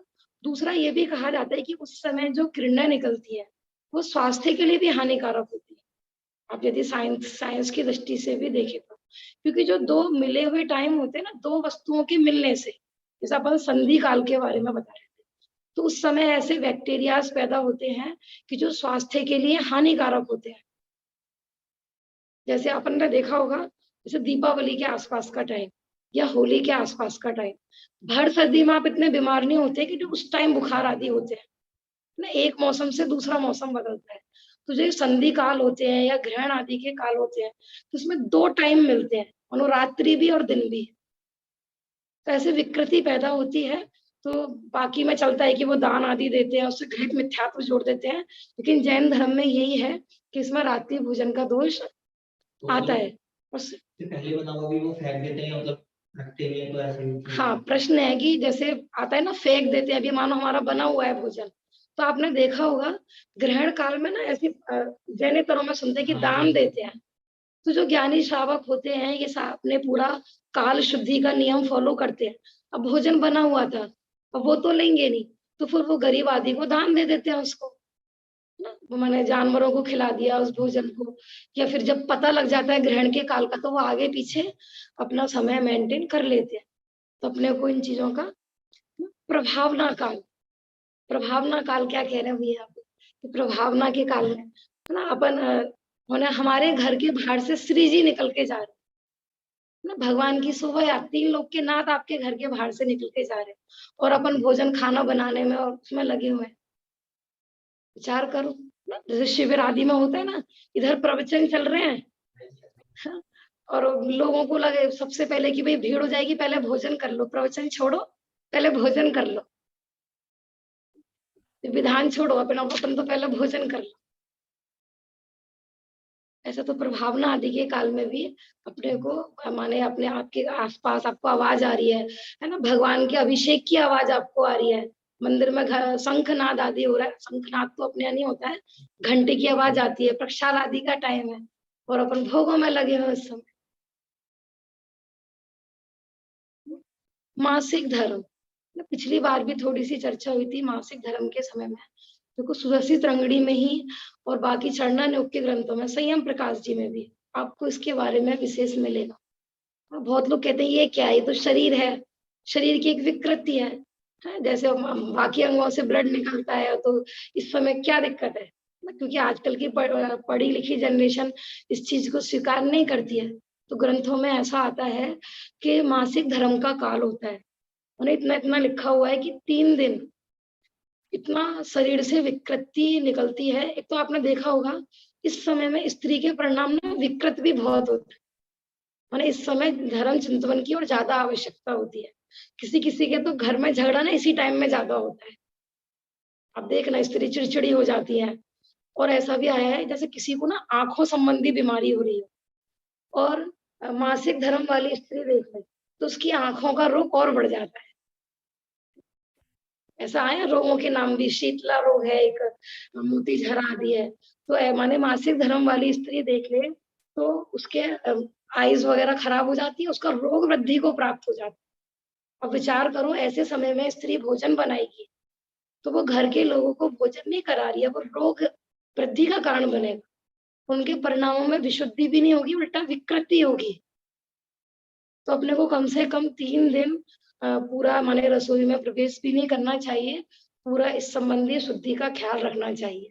ऐसा ऐसा आता है, आप पढ़ोगे चरणानुग के ग्रंथों का, कि इस काल में स्त्री किसी का मुख देखती है ना तो संतान आदि पर उसी का प्रभाव पड़ जाता है, हमारे गर्भ ठहर जाए तो संतान का मुख उसी पर चला जाता है। इसलिए ग्रंथों में आया ना कि चौथे दिन अपने पति का मुख देखे, या स्वयं अपना मुख दर्पण में देखे। कई बार प्रश्न उठता है ना कि बच्चा तो इतना सुंदर था, वो माँ तो बहुत सुंदर थी और बेटा पता नहीं किस पे चला गया। कहानी आती है उसकी पूरी, कसाई का मुख देख लिया था तो बच्चे में कसाई की प्रवृत्ति आ गई, चमार का मुख देख लिया तो बच्चे में उस तरह की प्रवृत्ति आ गई, माँ से इस तरह का व्यवहार करने लगा। तो भले ही आप माने या नहीं माने, लेकिन अपन हम इससे नहीं मुकर सकते। आप देख सकते हो आज अपने संतानों में बहुत लोगों का प्रश्न रहता है ना, कितना समझाते समझाते भी संतान क्यों नहीं विशुद्धि को प्राप्त हो रही है। तो बहुत सारे रीजन है उसके पीछे, कि हमने ये सब जब गर्भ धारणा की थी तो ये सब नियमों का पालन किया था कि नहीं किया था। 3 दिन में गर्भ ठहर जाए तो संतान अपंग आदि होती है। ऐसा मासिक धर्म संबंधी भी उन्हें अपने को पूरी इस काल की मर्यादा का पालन करना चाहिए। भोजन की, हाँ, भोजन की मर्यादा का काल का उल्लंघन नहीं हुआ। जैसे अपन लोक में देखते हैं ना एक्सपायरी डेट, हाँ, अच्छा क्वेश्चन आया हुआ है।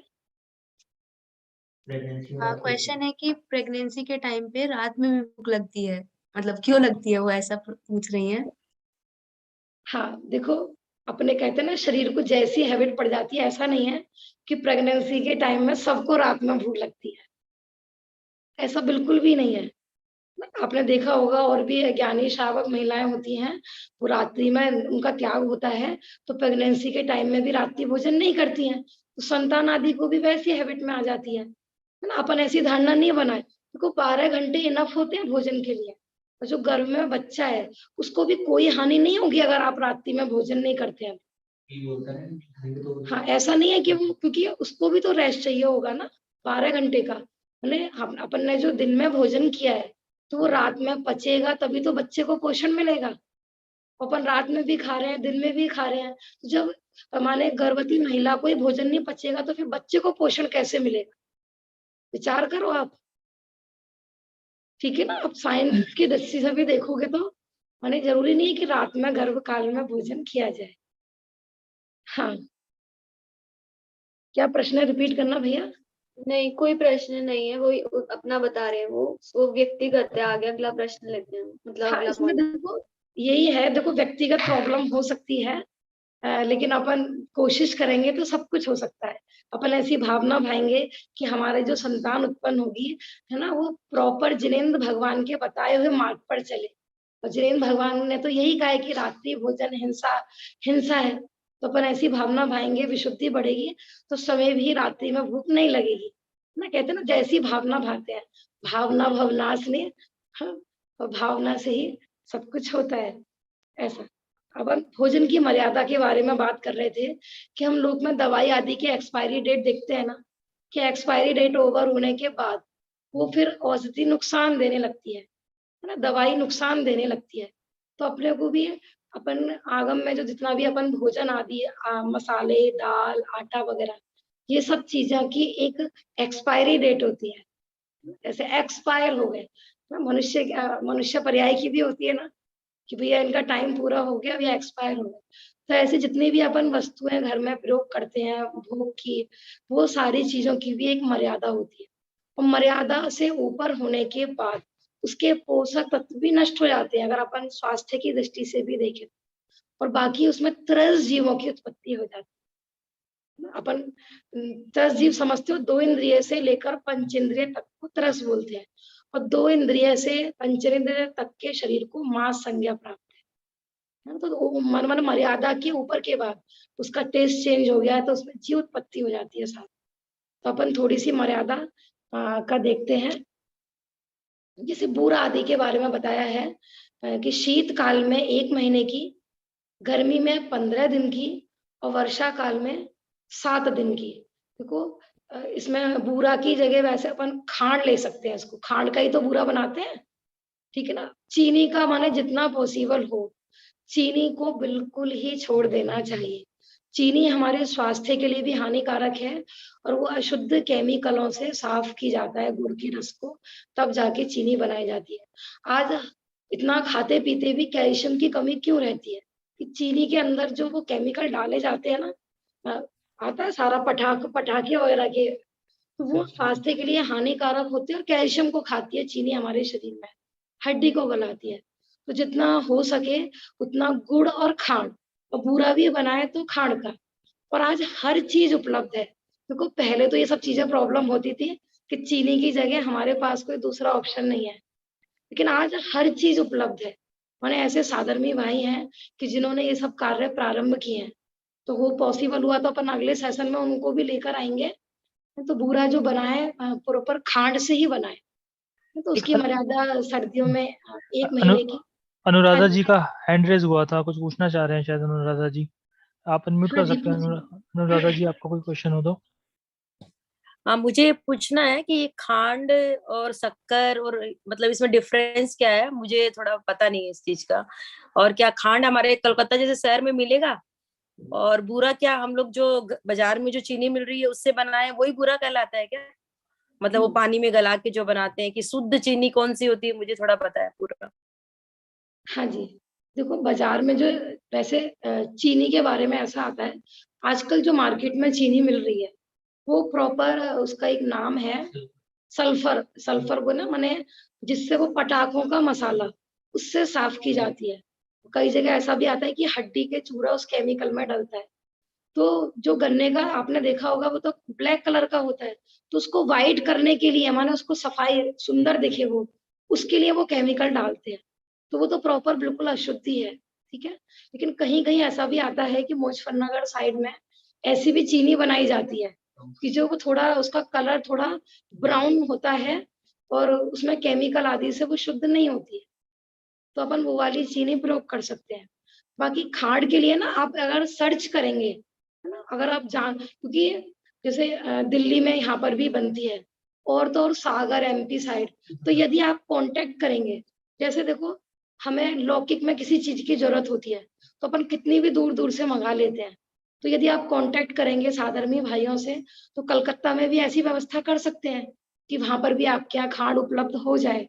हाँ, तो जहाँ देखो जिस चीज़ की आप डिमांड करोगे, ना कहते कि अपन माँग करेंगे तो वो चीज़ उत्पन्न भी होगी और डिमांड नहीं करेंगे तो फिर खांड किस चीज की, मतलब चीनी जैसी नहीं खांड होती? जो होती है वो बनती देखो सबकी उत्पत्ति का एक ही है गन्ने का रस, है ना? तो गन्ने का रस आपने देखा होगा वो डार्क कलर का होता है।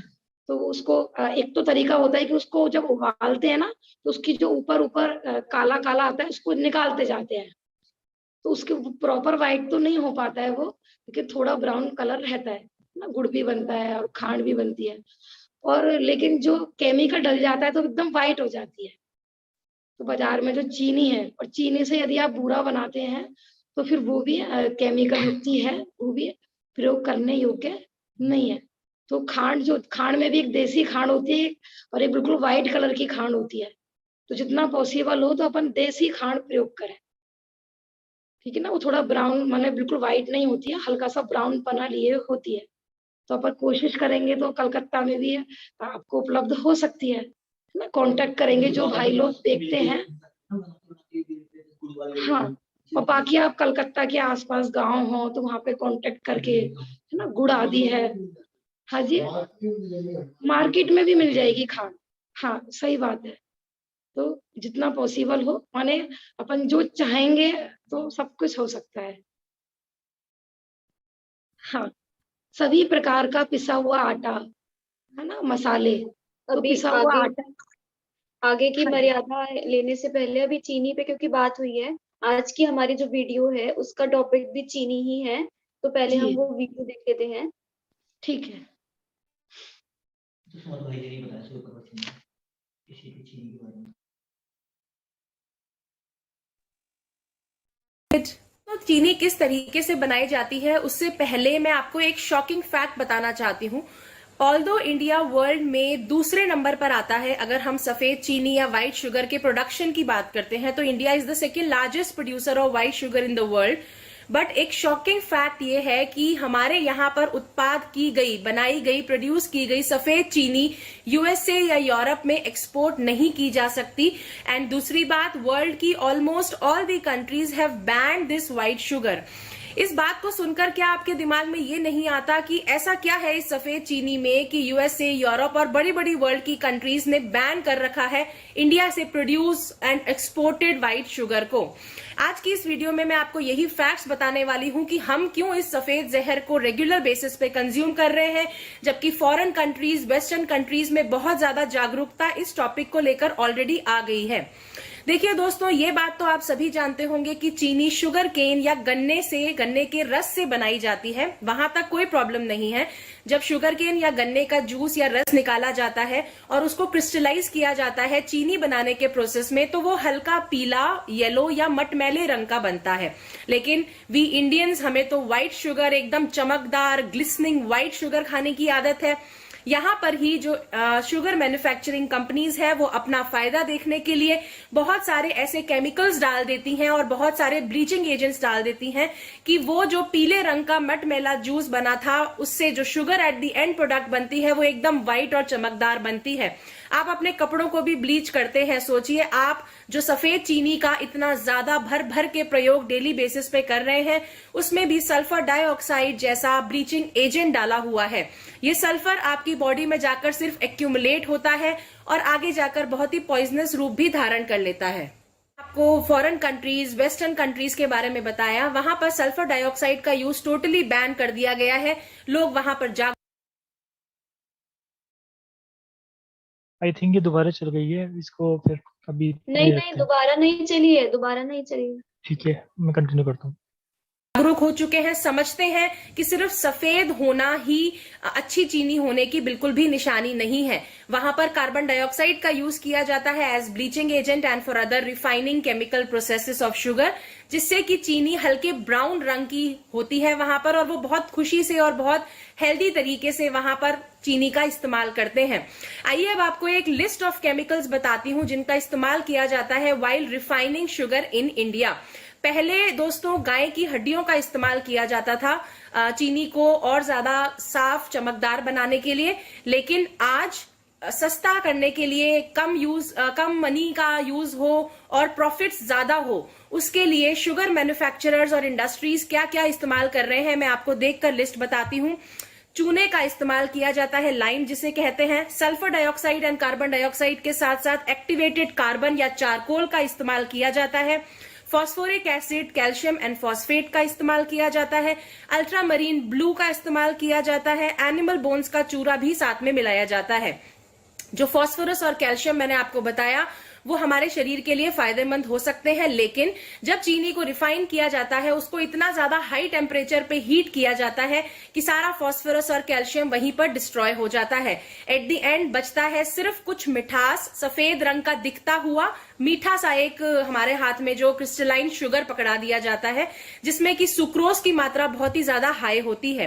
कहने को ये मीठी चीनी हम सबके डेली रूटीन का बहुत ही बड़ा हिस्सा है। मैं देखती हूँ अपने पेशेंट्स को जिनको बहुत मीठी चाय और स्वीट डिशेस और सब चीजों की आदत है, लेकिन वास्तव में ये सिर्फ एक धीमा जहर है। व्हाइट शुगर को आज फूडलेस फूड कहा जाता है। बेसिकली ये फूड की कैटेगरी में आना ही नहीं चाहिए। इंडिया में मैन्युफैक्चर्ड व्हाइट शुगर में अगर हम 1 किलो चीनी की बात करें तो उसमें करीब करीब 50 से 50 to 70 मिलीग्राम सल्फर रह ही जाता है at the end of refining, और ये सब हमारी बॉडीज में पहुंचकर एक्यूमुलेट होता है और आगे जाके बहुत सारे टॉक्सिक रिएक्शंस क्रिएट करता है।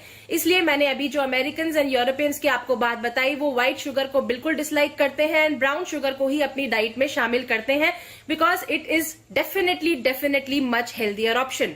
भारत में भी कुछ कंपनीज हैं जो कि ब्राउन शुगर बनाने का काम करती हैं, लेकिन बात वही है कि महंगी पड़ती है। हमने सस्ते ब्लीचिंग एजेंट्स उसमें इस्तेमाल नहीं किए हैं, हमने सस्ते केमिकल्स का इस्तेमाल उसमें नहीं किया है। अच्छे प्रोडक्ट्स का इस्तेमाल करके वो शुगर रिफाइन की जाती है, हल्के पीले रंग की होती है। बट वी इंडियंस, हमारा माइंड सेट है हमें सफेद चमकदार चीनी चाहिए, बशर्ते हमें पता हो या ना पता हो कि हमारे लिए ये कितनी ज्यादा डेंजरस साबित हो रही है।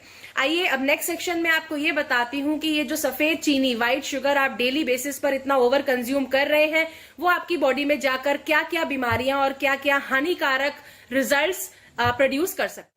रॉ सफेद चीनी या व्हाइट शुगर का डेली कंजम्पशन हमारी बॉडी में जाके स्टमक एलिमेंट्स क्रिएट करता है। गैस्ट्रिक एलिमेंट्स का जन्म जो है वो कहीं ना कहीं सफेद चीनी के साथ ही जुड़ा हुआ है। पेट में ज्यादा गैस का बनना, ज्यादा एसिडिटी होना, ये दोनों सिम्टम्स देखने को मिलते हैं जो लोग ज्यादा चीनी कंज्यूम करते हैं। बहुत सारे रेस्पिरेटरी एलिमेंट्स में भी व्हाइट शुगर का बहुत ज्यादा रोल देखा गया है। डायबिटीज क्रिएट करने के साथ साथ ही हाई ब्लड प्रेशर में भी शुगर का रोल है, क्योंकि ये सिर्फ प्योरली कार्बोहाइड्रेट्स ही हैं जो हमारी बॉडी में जाकर ब्लड प्रेशर को हाई करने का काम करेंगे, क्योंकि ये ब्लड को थिक करने का काम कर देते हैं। टूथ डिके, दांतों में सड़न होना एक बहुत ही कॉमन सिम्टम है, खासकर बच्चों में जब ज्यादा चॉकलेट्स का या मिठाइयों का या मीठा ज्यादा खाने की वजह से हमें ये सिम्टम देखने को मिलता है। आपको एक और बात बताना चाहूंगी कि शुगर को पचाने के लिए हमारे शरीर को और ज्यादा 500 कैलोरीज लगानी पड़ती हैं, और अगर आप ऐसे इंसान हैं जो बिल्कुल भी फिजिकल एक्सरसाइज, वर्क या लेबर नहीं कर रहे हैं तो आप यकीन मानिए कि ये सिर्फ एक टॉक्सिक लेयर्स बनाकर आपकी बॉडी को अंदर से खोखला कर देगी।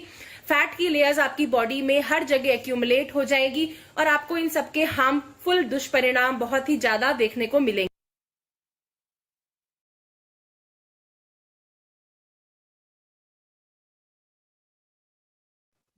बहुत ही सुंदर चर्चा। अगर अब अभी भी किसी को खांड, चीनी, शक्कर, बूरा इन संबंधी कोई प्रश्न हो तो वो हमारी नेत्री से पूछ सकते हैं। यहीं पे जो भैया बैठे हुए हैं उनका प्रश्न है कि खांड सब चीजों में यूज कर सकते हैं। हाँ, तो अपन जैसे जैसे चीनी प्रयोग करते हैं सब कार्यों में खांड प्रयोग हो सकती है। सब मिठाई वगैरह, दूध वगैरह सब में प्रयोग कर सकते हैं। हमें प्राजक्ता जी खांड कुछ बोल रही है। हाँ दीदी जी, वो खांड का आपने बोला ना बुरा बनाना, तो खांड तो बिना केमिकल के, फिर क्यों उसका बुरा बना के यूज करना है? हाँ जी, हाँ प्रश्न है कि भाई खांड तो बिना केमिकल की होती है। उसमें भी देखो ये होता है कि अपन जैसे घर पर हर चीज छान का प्रयोग करते हैं, तो उसको जब पानी डाल के पूरा उसको गीला करके फिर उसको छन्ने में छाना जाता है, फिर दोबारा से उसको पूरा सुखाया जाता है उस पानी को, फिर बूरा बनाते हैं। तो ये जो मर्यादा बताई है ना, तो ये उसकी बताई है, जो बूरा की 1 महीने बता रहे हैं ना, मतलब सर्दियों में 1 महीने, गर्मी में 15 दिन। तो वो उस वाले बूरे की है जो अपन खांड को पूरा प्रॉपर पतला करके पहले उसको छानते हैं, फिर सुखा के उसका पानी फिर बूरा बनाते हैं। नहीं, डायरेक्ट मतलब खांड यूज नहीं कर सकते? डायरेक्ट देखो खांड अगर जो आती है। हाँ, देखो अगर आप चीनी वगैरह यूज कर रहे हो, नहीं बना पा रहे हो, तो वो बात अलग है, तो डायरेक्ट खांड भी यूज कर सकते हैं। हाँ, हम लोग डायरेक्ट खांड ही यूज करते हैं, इसलिए पूछा। हाँ, उसमें भी ये कि ध्यान रखे पूरा देखो छान के, हम्म। ना पूरा उसको, क्योंकि कई बार ना खांड में बहुत जगह बहुत मतलब गंदगी भी आ जाती है। हाँ, ब्लैक कलर का कुछ रहता है बगैस का। हाँ जी, तो हाँ। उसको प्रॉपर उसको शोध करके। हाँ ठीक। आगे की मर्यादा। तो खांड और ब्राउन शुगर एक ही है क्या दीदी जी? जो खांड होते हैं ना, उसी वो उसके वो ब्राउन शुगर वो चीनी जैसे दाना होता है उसका। खांड तो बारीक फॉर्म में मिलेगी, बूरा जैसी है, और जो ब्राउन शुगर है वो थोड़ा सा चीनी के लुक में ही आपको दिखेगी, उसके क्रिस्टल होते हैं ऐसा। अभी हम पिछले आगे की अभी मर्यादाओं पे बढ़ने के पहले एक प्रश्न आया है। मतलब अभी रात्रि भोजन की चर्चा चल रही थी, तो एक प्रश्न आया कि रात्रि में भोजन नहीं करना, लेकिन रात्रि में बना हुआ भोजन भी नहीं करना। तो हाँ बहुत अच्छा। कुंदाचार्य के उसमें एक किंवदंती है कि वास्तविकता है कि जब वो विदेश क्षेत्र गए थे तो उन्होंने आहारचर्या नहीं की थी, और उसका कारण ये था कि जिस समय वो विदेश क्षेत्र में थे उस समय जिस वहां पर तो समवशरण में रात और दिन का भेद नहीं होता, कुछ ऐसा आता है कि यहाँ पर रात्रि थी, इस वजह से वो आहार नहीं करते थे। तो अगर अभी हम भी ऐसे ऐसे ऐसी जगह ट्रैवल करते हैं जहाँ पर डिफरेंट टाइम जोन रहता है, तो वहां पर कैसे करें? मतलब कौन से टाइम जोन का हम रात्रि माने, कौन से समय की हम मतलब किस प्रकार से करें? हाँ देखो, मुनि राजाओं के परिप्रेक्ष्य में तो ये है कि वो 24 घंटे में एक बार लेते हैं। तो अब जब 24 घंटे का उनका एक बार का समय हुआ, तो वहां पर रात्रि थी, है ना, या फिर यहाँ पर रात्रि थी, है ना। तो लेकिन अपन जब श्रावक के बारे में देखते हैं और आज विदेशों में जाते हैं श्रावक, तो फिर अपन मानो यहाँ के हिसाब से हमने नियम लिया है, और वहां अमेरिका में अपन यहाँ पर अभी पढ़ रहे हैं तो यहाँ रात्रि है, वहां पे दिन होता है। तो अपन फिर उस मतलब श्रावक यही है कि भाई जहाँ पर दिन है तो वहां के हिसाब से मैनेज करें, फिर तो पॉसिबल ही नहीं होगा, है ना, मतलब विदेश जाना पॉसिबल नहीं हो पाएगा।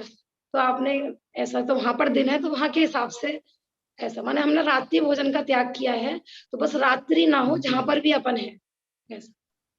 हाँ, और ये व्यक्तिगत है आपका, मतलब आप नियम कैसा ले रहे हो उस पर डिपेंड है। आपने नियम लेते हुए ये बाउंड्रीज अपनी रखी थी क्या? द्रव्य क्षेत्र काल भाव की मर्यादा पूर्वक ही नियम लेना।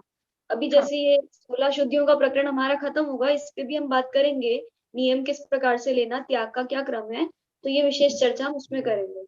और जिसने इंडिया के हिसाब से नियम लिया है ना, अपने यहाँ की, तो फिर वो विदेश जाएगा भी नहीं, तो उसको पता है कि वहां पर तो भाई रात्रि होगी, तो वो ऐसे अपोजिट क्षेत्र में जाएगा भी नहीं ऐसा। लेकिन रात्रि भोजन का त्याग है ना, तो जहाँ पे दिन है वहां तो हम कर ही सकते हैं ना, वो हाँ जी। त्याग तो।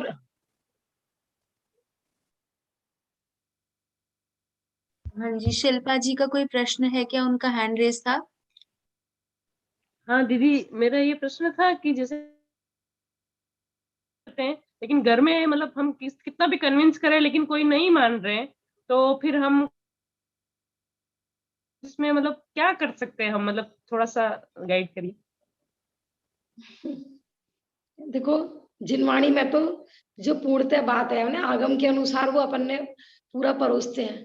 बाकी हम किस परिस्थिति में हैं, कहाँ पर कैसे मैनेज करना है, हमारे परिवार वाले कैसे हैं, वो फिर हमें स्वयं का ही विवेक जागृत करना है कि जितना संभव हो अपना उतना करें, ठीक है ना। क्योंकि आगम में हर व्यक्ति, सबकी व्यक्तिगत प्रॉब्लम तो नहीं बताई जाएगी, तो उसमें यही है कि अपन जितना कोशिश हो, जितना पॉसिबल हो उतना करें, और जो नहीं कर पा रहे हैं उसका खेद बढ़ते हैं और ऐसी भावना भाएं कि जब भी मैंने अपने को ऐसी अनुकूलता हो कि अपन पूरा कर पाए, और देखो अंदर में विशुद्धि होती है ना, ये तो मैंने देखो आप बहुत लोगों का प्रैक्टिकल भी देखना कि अंदर में विशुद्धि बढ़ती है और उस जाति की भावना होती है ना, तो धीरे धीरे परिवार वाले, संयोग, द्रव्य, क्षेत्र, काल, भाव सब अपने अनुकूल हो जाते हैं, ऐसा। हाँ, ज्योति जी का भी कोई शायद प्रश्न है। जय जिनेंद्र, मेरा प्रश्न तो नहीं है, मैं बस ये बोलना चाह रही हूँ कि मैंने ना अभी एक नंबर शेयर किया है, वो एक वो है यमुना विहार में बनाते हैं, वो भैया जी नाम भी डाला हुआ है, उनका नंबर भी। तो हाँ जी। वो जैसे बल्क में अगर खांड चाहिए तो वो हर सिटी में भेज रहे हैं। वो पहले खाली ना दिल्ली में ही सप्लाई कर रहे थे, क्योंकि मैं भी जैसे बहुत अलग अलग जगह रहती हूँ, तो वो फिर जैसे मैंने देखा कि पहले मैं गुड़गांव में थी तो वहां भेजते थे, फिर हम लोग जयपुर में थे तो जयपुर में भी वो भेज रहे थे, और भी सिटीज हैं वहां भेजते हैं। तो जिनको चाहिए उनको संपर्क करके, और वो जो आप बता रहे हैं बिल्कुल वैसी ही खांड है, वो छोटी छोटी आती है, और वो मतलब लंबे टाइम तक हम अपने यहाँ स्टोर भी कर सकते हैं, खराब भी नहीं होती है। और मैं अभी यूएस में ही बैठी हूँ, यूएस से बात कर रही हूँ, वहीं से कनेक्ट किए हूँ, बहुत ही सुबह है सुंदर। यहाँ पे हमारे यहाँ। तो मुझे बहुत अच्छा लग रहा है प्रोग्राम ना। हाँ, आपने सबको भी बहुत हमारा बहुत सहयोग धन्यवाद किया। दीदी। अनुराधा जी का भी प्रश्न आया था कि कैसे हम व्यवस्था करें, और आपने तुरंत ही समाधान कर दिया, तो आपका भी बहुत बहुत धन्यवाद। नहीं, वो ही है, बोलते हैं जहाँ चाह वहाँ राह, मतलब मैं बता रही हूँ ना, बहुत जगह मुझे जाना होता है तो मैं वहां उनसे मंगवाती हूँ, और यहाँ पे भी मैं गुड़ वाली खांड यूज कर रही हूँ, यहाँ मिलती है। मतलब अगर विदेश में मिल रही है तो इंडिया में तो सब जगह मिल ही जाएगी। बहुत सुंदर। प्राजक्ता जी, आपको भी कुछ प्रश्न है क्या? आप अभी हम लोगों ने पिछली बार बुरा बनाने के लिए कहा था ना, उसमें एक प्रॉब्लम क्या आई थी कि अनछना पानी यूज होता है जहाँ सेंट्रीफ्यूगल में जाता है ना, तो हम लोगों ने उनको रिक्वेस्ट की थी कि हमको छनाई पानी चाहिए, और वो पूरा भर के टंकी रखते हैं पूरा दिन के लिए, मर्यादा नहीं रहती। तो हम लोगों ने उनको ये लौंग का पाउडर उसमें कलर चेंज के लिए डालने को बोला था, तो वैसा उन्होंने करके दिया था। इतना हम लोग, क्योंकि उसमें अनछना पानी जाता ही है, क्योंकि ठंडा वो सफेदी लाने के लिए पिचकारी से पानी डालते हैं उसमें, तो तब उधर हम लोग बोल के उनको करवा सकते हैं उधर। जी जी, बहुत सुंदर। आगे लेते हैं। हाँ, चाची। अभी क्योंकि आज का हमारा समय काफी चर्चा में चला गया कुछ प्रश्नों के संबंध में, तो कोई बात नहीं, हमारा थोड़ा सा विषय रह गया है, तो विषय हम अगली कक्षा में ले लेंगे। अभी हमारा जो, क्योंकि 10 मिनट बचे हैं, अनुभवी जानकार से जो हमें थोड़ी सी परिचर्चा करनी है, वो हम उस पे आते हैं हम। हाँ, तो आज के अनुभवी जानकार हमारे जो हमने पिछले आपको सेशन में बोला था कि हमारी एक श्रोता भी थी जो अनु जी थी, उनका प्रश्न था कि सर्विस करते हुए हम कैसे शुद्धता का पालन करें। मतलब जहाँ पर एकदम हमारा स्केड्यूल जो है एकदम टाइट रहता है, सुबह जाना, शाम को रात तक आना, फिर ऐसे में इतनी सारी शुद्धताओं का ध्यान रखना, तो ये कैसे संभव है। तो ये प्रश्न उनका था, और विशेष रूप से उनके समाधान के लिए हम आज के अपने अनुभवी जानकार जो स्वयं शुद्धता का पालन भी करती हैं और साथ में दुकान, यानी कि बिजनेस, अपनी स्वयं की दुकान, जिसका प्रॉपर मतलब ऐसा नहीं है कि वो मतलब बिजनेस है तो कभी भी चले जाओ, क्योंकि वो एक शॉप है तो फिक्स्ड टाइम होता है उसका, तो वो भी चलाती हैं। तो ऐसी हमारी अनुभवी जानकार हैं आज की, और वो अपने अनुभव से आपको बताएंगी कि वो कैसे शुद्धता का पालन करती हैं ऐसी परिस्थितियों में भी। तो ऐसी आदरणीय हमारी श्रीमती सुधा जी दरियागंज दिल्ली से हैं, और इनके पास हम चलते हैं और इनसे ही हम चर्चा करते हैं। सुधा जी, हमारा प्रश्न आपसे ये है कि आप इतना सारा चीजें कैसे मैनेज करती हैं। मतलब आप दुकान, हमें जैसा पता चला है कि आप स्वाध्याय करती हैं, और आपने स्वाध्याय के माध्यम से काफी चीजें सीखी और अपने जीवन में अपनाई हैं। तो इन सारी शुद्धताओं का, विशेष रूप से आटा आदि की मर्यादा, मसाले आदि की मर्यादा का यथासंभव पालन करना कैसे संभव है ऐसी बिजी लाइफ में। सभी को सादर जय जय। पहले तो मैं आप सबको बधाई देना चाहती हूँ कि आपने जो ये इतनी उपयोगी कक्षाएं देकर सबको, जो लोग शुद्ध भोजन बनाते हैं और बनाना चाहते हैं आगमानुसार, उनको कोई परिस्थितिवश नहीं बना पा रहे हैं या किसी चीज का ज्ञान नहीं है, उनके लिए बहुत उपयोगी साबित होने वाली। मैंने अपना बचपन तो जैसे दिल्ली में ही रहा मेरा, तो ऐसे माहौल में जैसे जहाँ सब बच्चे इकट्ठे पढ़ते थे, तो हम जैनियों के लिए तो एक जुमला मतलब फेमस था, चढ़ाते थे लोग कि भाई पानी पिए छान के और कीड़े मारे जान के। तो ऐसे ऐसे मतलब, लेकिन धीरे धीरे जैसे जैसे धर्म में रुचि बढ़ती गई और अपने माता पिता ने भी मतलब यही शिक्षा दी है कि मतलब जैन आचरण जो है सबसे सर्वोत्कृष्ट है सब। तो उसी के अकॉर्डिंग मतलब शादी के बाद मतलब परिवार में इतना धर्म कह लीजिए या मतलब खान पान इतना अच्छा नहीं था हमारा, लेकिन धीरे धीरे जैसे जैसे धर्म में रुचि बढ़ती गई वैसे वैसे स्वाध्याय किया और वैसे वैसे अपने आप को चेंज भी किया। हम अपने जीवन में जिनवाणी की बात को उतार ले, ये सबसे बहुत बड़ी बात है। बाकी मैं कुछ परिस्थितिवश शादी के बाद मेरे को दुकान जाना पड़ा, तो लेकिन खान पान कैसे करना है ये सब धीरे धीरे ही मैंने सेट कर किया है। तो उसमें ये है कुछ चीजें साधर्मी लोगों का बहुत सहयोग है इस मामले में, क्योंकि सब जिनके यहाँ शुद्ध भोजन भी बनता है तो उनसे मेरे को बहुत हेल्प मिलती है। कुछ चीजें मतलब मैं ज्यादा जैसे स्टॉक नहीं करती हूँ, क्योंकि छानने बिनने का तो समय नहीं होता है। तो जैसे जैसे मतलब एक हफ्ते का ही कम से कम मैं रखती हूँ। और कई चीजें ऐसी होती है जैसे कि भाई स्टॉक नहीं, मतलब मसाले भी कई जगह भाई कम से कम नहीं दे पाते हैं वो, तो थोड़ा थोड़ा स्टॉक करती हूँ। मतलब 100 ग्राम तो वो नहीं देते हैं, जैसे 250 ग्राम मंगा लिया तो उस हिसाब से। और जैसे बरसात का टाइम होता है तो उसमें मैं साबुत मंगा लेती हूँ और हाथ के हाथ करके मैं डालती हूँ। सुबह रूटीन वैसा ही रहता है, पानी छानना है सुबह और उसके बाद तैयारी करके सूखी, फिर मंदिर जाके उसके बाद रसोई होती है। मेरे साथ मेड भी है, तो हम लोग साथ में मिलके करते हैं। और बाकी हम लोग रात तक आते हैं, मेरे हस्बैंड भी साथ में ही करते हैं, तो रात तक आते हैं। उसके बाद खाने का कोई प्रोसीजर रात को नहीं होता है किचन में। बस इतना ही कहना चाहती।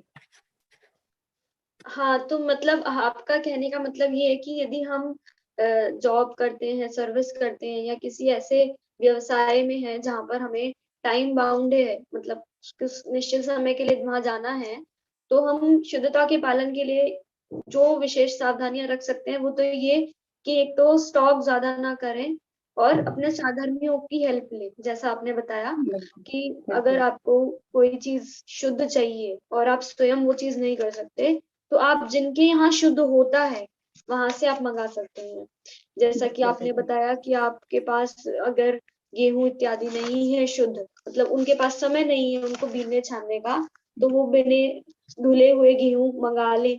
यदि चक्की भी नहीं है तो आप किसी से, आप जिनके जो विश्वसनीय हैं उनसे आप शुद्धता का सामान, जैसे पिसा हुआ आटा भी आप मंगा सकते हैं यदि आपकी व्यवस्था है तो आप ये सोच सकते हैं कि यदि आप चाहते हैं तो शुद्धता पॉसिबल है। आप दूसरों की हेल्प लीजिए, ये कर सकते हैं। और इसके अलावा और क्या कहना चाहेंगी सुधा जी आप, मतलब जैसे जो लोग विदेश में रहते हैं यदि वो भी उस चीज को फॉलो कर सके, क्योंकि जैसा अनु जी का प्रश्न था, हम मेन तो उनको ही सेटिस्फाई करना चाहते हैं। अगर वो प्रत्यक्ष यहाँ पर हमारी जूम मीटिंग में है तो वो आप भी अनु जी आप बात कर सकते हैं, आप अपना प्रश्न उनके सामने रख सकते हैं जिससे वो थोड़ा विस्तार से आपको बता सके। लेकिन शायद अनु जी इस बार नहीं है, वो मुझे नहीं दिख रही है। तो सुधा जी आप ही बता दीजिए कि आप उनके बारे में क्या कहेंगे, जो लोग विदेश में रहते हैं वो कैसे करें। अगर सुविधा ये होती है कि जहाँ सामान ऐसा शुद्धता वाला मिलता है तो हम लोग वहीं से परचेज कर सकते हैं। अगर वर्किंग नहीं है तो अपने घर में भी मैनेज कर सकते हैं। अब तो जैसे तेल की और उसकी मशीनें भी आ गई हैं, तो मतलब मशीनें मेरे ख्याल से विदेशों में ज़्यादा यूज़फुल है। अपने घर में ही लगाएँ और उसको मैनेज कर सकते हैं मतलब। देखिए, ऐसे लोगों से हमें प्रेरणा लेनी चाहिए। मतलब जितना मैंने इनके बारे में सुना है कि अगर इनको शुद्ध भोजन, मतलब अगर कोई चीज़ ऐसी है जो ये घर में नहीं कर पा रही, मान लो बेसन नहीं पीस पाई है समय की कमी के कारण, तो इन्होंने बेसन नहीं खाना मंजूर किया, लेकिन बाज़ार का अमर्यादित भोजन, अमर्यादित बेसन इस्तेमाल नहीं किया। तो ऐसी दृढ़ता यदि आपके अंदर है, तो फिर आप शुद्धता का पालन कर सकते हैं। हाँ, हमारे साथ ज्योति जी भी जुड़ी हुई हैं, हम वो उनके भी भाव हम सुनना चाहेंगे, बिल्कुल। ज्योति जी, आप भी कुछ बताएंगे? हाँ, मैं यही बोल रही, मैं ना अभी हम लोग यूएस तो अभी 15 दिन हुए आए हुए। उसके पहले हम लोग पेरिस में थे, और पेरिस से पहले मैं इंडिया में थी। तो मैं इंडिया से जब आई थी तो मैं अपने साथ ना चक्की भी लेकर आई हूँ। तो मतलब मैं पीसती थी अपने लिए आटा, बेसन घर में पीसते थे हम लोग। जहां तक होता है हम धोते हैं, गेहूं लेके आते हैं 5-5 किलो भी। सूखते नहीं है तो हम पंखे के नीचे भी सुखाते हैं, माइक्रोवेव में भी मतलब सुखाते हैं। ट्राई तो यही करते हैं, मतलब वो ही है कि मैंने जैसे पहले भी बोला कि अगर हम हमारे अंदर है करने का तो वो सब जगह ऐसे अब सब जगह मिलने लगा है। ऐसा नहीं है पहले जो बोलते थे ना वैसा इंडिया के बाहर नहीं है अभी। आपको ढूंढोगे तो सब जगह सब मिलते हैं। मैं मसाले भी लाती हूँ, खड़े मसाले तो मिक्सी में पीसना, धोना। मतलब मैं काफी चीजें मैंने देखा लोग इंडिया में भी नहीं कर रहे होते हैं, वो भी हम धोते हैं। जैसे जीरे भी धोती हूँ मैं, तो जीरे, राई, सौंफ ये सब धो के यूज करती हूँ।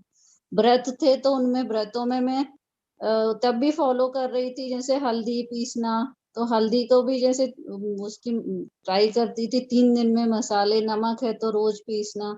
तो वो एक बार सीख लो तो आदत में आ जाती हैं चीजें, और फिर कर पाते हैं हम लोग, है ना। तो ऐसा नहीं है, मतलब सब जगह सब चीजें होती हैं, पॉसिबल हो रही हैं। अब जैसे मैं यहाँ अभी नई आई हूँ तो मैंने ऑलरेडी ढूंढना चालू कर दिया। अभी मेरे पास गेहूं आटे का, जैसे आई थी तो 1-2 किलो लाई थी, तो अभी तो मैं बाहर से ले रही हूँ। मैं ये नहीं बोल रही नहीं ले रही हूँ, पर मैंने अभी से जैसे ढूंढने चालू कर दिए हैं। मंदिर भी जा रही हूँ तो वहां पे भी पूछते हैं कि भाई यहाँ गेहूं कहाँ मिलेंगे, या उस तरह से ना। तो खोज तो चालू है मेरी। तो मिल जाएंगे कभी ना कभी तो। आटा चक्की का भी हम लोग सोच के आए थे, यहाँ पे वो वाली आटा चक्की काम नहीं कर रही है। तो हमने पहले से ढूंढनी चालू कर दी है कि भाई यहाँ जैसी मिलेगी तो फिर हम अपना फिर से उस पे चालू हो जाएंगे, मतलब घर में पीसना। थोड़ा सा एफर्ट लगता है मतलब, पर एक बार स्टार्ट करो ना। और मतलब आजकल जो लोग बोलते हैं हेल्दी हेल्दी, तो हम तो भगवान की कृपा से हमें सबसे सब कुछ हमें मिला है, ये सब कुछ जैसे बोलते हैं ना कि फ्री में मिला है, बस हमें खाली फॉलो करना है। तो और ये हेल्दी भी है, अभी तो इसी की डिमांड है मतलब। तो कुछ भी सोच के मतलब हमें ये सब करना चाहिए। धोना, पहले तो ये होता था, पहले तो अभी से शुद्ध शायद मुझे लगता है मसाले मिलते होंगे। अभी तो इतनी दवाइयाँ, पेस्टिसाइड सब डल रहे हैं। तो वो सोच के भी धो लो कि भाई धो के यूज करनी है सब चीजें, है ना। तो यही बोलूंगी मैं कि सब जगह सब मिल रहा है, इंडिया के बाहर भी सब अवेलेबल है, इंडिया में भी है।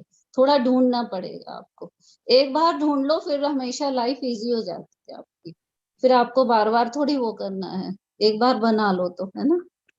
जय जिनेन्द्र। बिल्कुल, आपने बहुत अच्छी बात हमें बताई। एक विशेष बात जो ध्यान देने वाली यहाँ पर ये है कि जो उन्होंने बोला कि हमें तो अपने कुल से ही ये चीज मिली है, क्योंकि हम जैन कुल में पैदा हुए हैं, तो ये शुद्धता हमारे घरों में, हमारे पूर्वजों में पहले से ही थी। उसे हम नष्ट कर रहे हैं और हमें उस नष्ट होने से बचाना है। लेकिन आप ये सोचिए कि अगर ये इस समय यदि हम नहीं जागे और हमने अभी भी नहीं संभले, तो फिर ऐसी परिस्थितियां हमारे साथ बन जाएंगी जो अब से भी बदतर हो सकती हैं। मतलब आप सोच रहे हो अभी हमारे पास बहुत सारी चीजें नहीं है, हमें कुएं नहीं देखने को मिलते, और भी जो भी आपको अपने आसपास कमियां दिखती है कि आपको शिकायतें रहती है कि हम इस वजह से शुद्धता का पालन नहीं कर पा रहे हैं। लेकिन आप ये सोचिए, फिर भी आपके पास बहुत सारी अनुकूलताएं भी हैं। आपके देश जो है, हमारे भारत देश में ऐसी प्रतिकूलताएं नहीं है मौसम आदि की जो विदेशों में है, तो उतनी अनुकूलताएं हमें बनी हुई हैं, और फिर भी यदि हम चरणान योग की शुद्धताओं का पालन नहीं करते हैं, तो ये फिर हम ऐसा कर्म बांध लेंगे कि हमें सच में ऐसा देश, ऐसा राष्ट्र और ऐसी कुल, जैन कुल हमें फिर से प्राप्त नहीं होगा कि जहां पर ये सारी बातें हमें बहुत आसानी से प्राप्त हो गई। तो ये आसानी से जो चीजें अब हमें मिल गई है, हमें उन्हें संभाल कर रखना चाहिए और हमें गर्व के साथ फॉलो करना चाहिए। हमें अपनी मजबूरी नहीं समझनी चाहिए कि शुद्धता पालन करना हमारी मजबूरी है क्योंकि हम जैन हैं। हमें उसमें गर्व होना चाहिए और हमें अन्यों को भी, अपने जैन भाई बहनों को, अपने समाज को, सबको प्रेरणा देनी चाहिए कि हमें इस शुद्ध भोजन की ओर आना चाहिए और इसको आसान बनाना चाहिए। हमें एक दूसरे की मदद करनी चाहिए, जो नहीं कर पा रहे हैं उनकी हेल्प करनी चाहिए, और यदि हम नहीं कर पा रहे हैं तो उनसे हेल्प लेनी चाहिए। तो ऐसे परस्पर के सहयोग के बल से ही हम अपने समाज को और अपने घरों को सुधार सकते हैं और वापस शुद्धता की ओर आ सकते हैं। हाँ स्वस्ति जी, अब बस हम एंड करते हैं क्योंकि हमारा समय हो गया है, लेकिन इस बार हमारा आयुषी जी विषय एक बात मैं कहना चाहूंगा। जब ज्योति जी बोल रही थी ना कि जो है मैं चक्की अपने साथ लेके आई, अपने साथ जब दूसरी जगह गई, तो मुझे एक इवेंट याद आ गया जिसमें जो है भगवानों की मूर्तियां जो लेके आए थे पाकिस्तान से मुल्तान जैन मंदिर में, और उसको बचाने के लिए, अपने धर्म को बचाने के लिए जैन धर्म आगे बढ़ता रहे। तो ऐसी मुझे यही फीलिंग आई जब ये चक्की हवाई जहाज से लेके गई इस धर्म के मार्ग को संभाले रखने के लिए और आगे चलाने के लिए। मैं चाहूंगा एक बार ज्योति जी अगर वीडियो ऑन कर पाए तो सभी लोग देख पाएंगे एक बार आपका चेहरा। बड़ा कॉन्फिडेंस आता है ऐसे ऐसे लोगों का चेहरा देख करके, और मुझे तो बहुत ही भावना होती है। एक बार अगर आप कर पाए अपना वीडियो ऑन तो बहुत अच्छा लगेगा। एक बार ज्योति जी अगर आप कर पाए अपने आप को स्पॉटलाइट, मैं चाहूंगा सभी लोग आपका चेहरा देखें और थोड़ा विश्वास आएगा उस मार्ग का। बहुत बढ़िया, मैं एक बार स्पॉटलाइट करता हूँ आपको। हाँ जी, स्पॉटलाइट फॉर एवरीवन। हाँ जी, बहुत हाँ बढ़िया। जय जिनेंद्र भैया। जय जिनेंद्र जी, बहुत ही बढ़िया, आपने इतनी अच्छी बात बताई और वाकई में ये अनुकरणीय है और सभी को करना चाहिए। कहीं पे भी जहाँ जहाँ चाहा वहीं रहा, आपने ये साबित कर दिया इस बात को। बहुत ही सुंदर। थैंक यू ज्योति जी, मतलब आप इस इवेंट में आए और इतना सबको बातें बताई, बहुत नहीं, सुंदर। मुझे लगता है एक्चुअली क्या होता है, बहुत सारी चीजें हमें भी नहीं पता, तो मुझे तो ये लगता है ये जो अभी चालू हुई है ये चीज बहुत अच्छी, सबको बहुत हेल्प करने वाला है। क्योंकि कुछ लोग ऐसे भी होते हैं, हम लोग जो करना चाहते हैं लेकिन ना जिनको पता ही नहीं है कहाँ से शुरुआत करें, कैसे करें। तो इसके लिए मैं तो इन सब लोगों का बहुत बहुत धन्यवाद करना चाहूंगी कि ये वाला मतलब बहुत जरूरी था। बोलते सब थे कि भाई ये ऐसे करो ऐसे करो, पर कोई सिखाता नहीं था, तो इसके लिए बहुत बहुत धन्यवाद। थैंक यू वेरी देखिए मच। इसी तरह से परस्पर के सहयोग से चीजें चलती हैं। कुछ चीजें जो हम नहीं बता पाए वो आपने बता दी, और बहुत सारी चीजें हमने भी शेयर करी। तो इसी तरह से यदि आप सब सहयोग कर रहे हो तो ये परिचर्चाएं आगे बढ़ पाएंगी। तो आप सभी से अंत में बस यही निवेदन है कि इसी प्रकार से जुड़े रहें। अपने प्रश्न, अपने देखिए शंकाएं भेजना भी एक बहुत जुड़ने का एक साधन है, क्योंकि यदि आप प्रश्न भेजते हैं ना तो उससे विषय में क्लैरिटी आती है। जैसे अभी पिछले विषयों से संबंधित हमारे पास आज जो प्रश्न आए पानी से संबंधित, उससे आप सब समझ सकते हो आपको कितनी ज्यादा क्लैरिटी हुई, हम सबको लाभ हुआ। मतलब प्रश्न हो सकता है किसी एक का हो वो, लेकिन उससे लाभ कितने लोगों को हुआ और विषय कितना ज्यादा खुल पाया। हमने अपनी तरफ से जल शुद्धि कंप्लीट कर दी थी, लेकिन हमें नहीं पता था कि हमने इतनी सारी चीजें नहीं बताई या ये सब चीजें अनक्लियर रह गई। तो जब आपके प्रश्न आए तो हमें भी अच्छा लगा कि हाँ आप भी उत्साहित हैं, आप सोच रहे हैं, आप करने का प्रयास कर रहे हैं, हमें भी महसूस हुआ। और फिर उसी से हमारी परिचर्चा को आगे भी बढ़ाने का हमें उत्साह मिला। तो इसी उत्साह को बनाए रखने के लिए आप सभी से निवेदन है कि इसी प्रकार से जुड़े, ज्यादा से ज्यादा प्रश्न भेजें। ग्रुप भी हमने खोला हुआ था थोड़े टाइम के लिए, और नहीं तो आप पर्सनल पे भी भेज सकते हैं, जैसे कुछ प्रश्न हमारे पास आते हैं। हाँ, और भी किसी के रेज हैंड हो रहे हैं। मीनाक्षी जी कुछ बोलना चाहती है शायद। सभी को सादर जय जिनेंद्र। बहुत सुंदर शुद्ध भोजन परिचर्चा। ये मैं लाइव तो नहीं जुड़ पाई थी, आज ही जुड़ी हूँ। 4 जो एपिसोड आपके हुए हैं वो मैंने पूरे यूट्यूब पर देखे भी है और समझे भी है। सही में ये एक्टिविटीज बहुत जरूरी है कि जिससे हमारा चरणान योग भी संभल रहा है और जो विशुद्धि बढ़ेगी वो इसी के माध्यम से होगी। ये बहुत अच्छा सुंदर विषय आप सभी के द्वारा यहाँ पर लिया जा रहा है और बहुत सी बातें क्लियर हुई है। लेकिन यहाँ मुझे क्या हो रहा है कि मैं भी घर में, मैं एक टीचर हूँ, स्कूल में जॉब करती हूँ, तो मेरा वैसे समय 12 से 5 रहता है, लेकिन फिलहाल अभी स्कूल मेरी सुबह 8 से 11 है और मैं चोपड़ा जलगांव महाराष्ट्र से बोल रही हूँ, मैं आपके साथ जुड़ी हूँ। और जहाँ से चोपड़ा से मैं बैठी हूँ वहां से 25 किलोमीटर मुझे दूर स्कूल पे जाना पड़ता है। तो साथ में मेरा टिफिन और बॉटल सब साथ में ही रहता है। शुद्धि का पूरा आप जैसे बता रही हो, जो जो भी मैंने समझा है उस तरीके से पालन मेरे घर पर होता है। लेकिन इसमें मैंने एक देखा है कि मैं समाज से टूटती जा रही हूँ, अकेली पड़ रही हूँ इसमें, कि समाज में वो सब ऐसा कहते हैं कि ये सब पॉसिबल नहीं हो रहा है। और आज की जो परिचर्चा मैं इतनी सुंदर सुन रही हूँ और 4 जो एपिसोड आपके भी सुने हैं, तो मुझे भी आप मतलब मैं डिसमूड होने की जगह मुझे और प्रेरित हो रहा है कि जो मैं कर रही सही कर रही हूँ।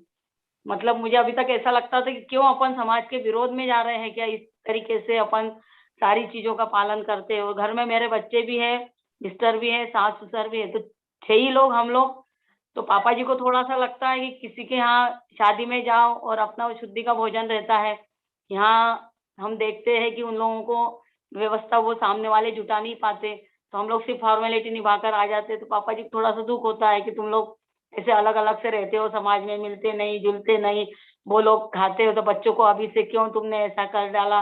बच्चे भी जहाँ तक हो सकते हैं रात में बिल्कुल नहीं लेते हैं, और उनको मतलब देखते हैं वो जैसी जगह देख के फिर उनका जो लेना है तो लेंगे, नहीं तो बिल्कुल नहीं। वो तो मतलब जो द्रव्य क्षेत्र शुद्धि अपन बोलते वो सारी चीजें बच्चे भी मैनेज करते हैं।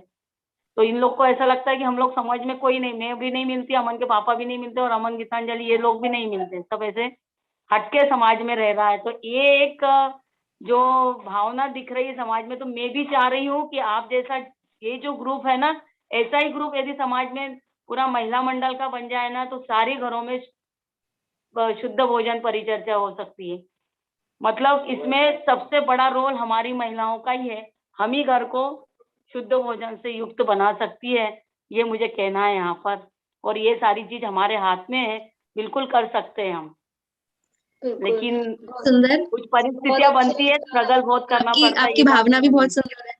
हाँ, लेकिन मुझे ये बात कहनी है कि आप जैसा कह रही है ना कि मैं समाज से टूट रही हूँ या समाज से अलग हो रही हूँ, तो ये पंचम काल का प्रभाव है। पंचम काल में कोई हमारे को धर्म ऐसा सूर्य की तरह चमकता नहीं मिलेगा। पंचम काल में धर्म जुगनू की तरह दीवार पर चिपका हुआ मिलेगा, है ना, यत्र तत्र। तो ऐसा नहीं सोचे कि मैं समाज से टूट रही हूँ। और जो आपने कहा कि जो महिला मंडल है, तो आप लोग भी जिन जिन महिला मंडलों से जुड़े हुए हैं, आप उन्हें इस परिचर्चा के बारे में बताएं, उन्हें बुलाएं, उन्हें प्रेरित करें कि वो भी अपने घर में ऐसा शुद्ध भोजन की मतलब परिपाटी शुरू करें, ताकि हम सबको शुद्ध भोजन मिल सके। नहीं, वो सारे समझना ही प्रश्न आ नहीं रहे चाह हैं रही यहाँ इस पे। बात को, मतलब वो करना ही नहीं चाह रही इस बात को। मतलब मैंने बहुत प्रयास किया, मेरे नियम तो 2000 से चल रहे हैं, मान लो आज 21 साल हो गए मुझे वो सारे नियम करते हुए। लेकिन मैं बहुत प्रयास में हूँ कि समाज में इस बात में जागरूकता है, लेकिन यहाँ वो चीज हो ही नहीं पा रही है। मतलब मैं महिला मंडल को कह रही हूँ कि सिर्फ मंथली अपन ने महिला मंडल की एक सी साड़ी पहन लो या अपनी फीस इकट्ठा कर लो, FD बना के रख दो, ये काम महिला मंडल का नहीं है। हमारा काम है कि जैन धर्म की प्रभावना जो करना है, प्रचार प्रसार करना है, वो सही तरीके से होना चाहिए। उसके पहले अपना ही अमल हो उसके ऊपर। तो सबसे पहली शुरुआत तो पानी छानना और शुद्धि का भोजन, यहाँ से यदि शुरुआत नहीं हो रही है, तो इसलिए फिर मैंने भी मन की मुझे ऐसे महिला मंडल में रहना ही नहीं है, तो मैं भी हट गई वहां से कि मुझे नहीं अच्छा लगा कि महिला मतलब मंडल कहने का आपका सार यही है कि देखा जाए तो संस्कारों का बल है ये, बचपन के संस्कार आपके भी और आपने जो अपने आगे बढ़ाए हैं, और ऐसे ही हम सभी को अपने बच्चों को, अपने समाज को संस्कारित करने का अपना प्रयास ही कर सकते हैं। सबसे पहले तो स्वयं को संस्कारित करें, हम स्वयं की जीवन शैली को बदलाव करें, तभी हम समाज को भी कुछ प्रेरणा दे पाएंगे अपने जीवन से। तो हम सभी भी अपने जीवन को सुधारें और शुद्धता की ओर एक कदम को बढ़ाएं। इसी भावना के साथ आज की चर्चा को हम यही आज मुझे समाप्त महसूस करते हुआ हैं। कि आज मुझे बहुत सी बहनें ऐसी मिल गई है कि मैं अपने आप को अकेला नहीं महसूस कर रही हूँ। अब मुझे अच्छा साथ आप सभी लोगों का मिल गया है।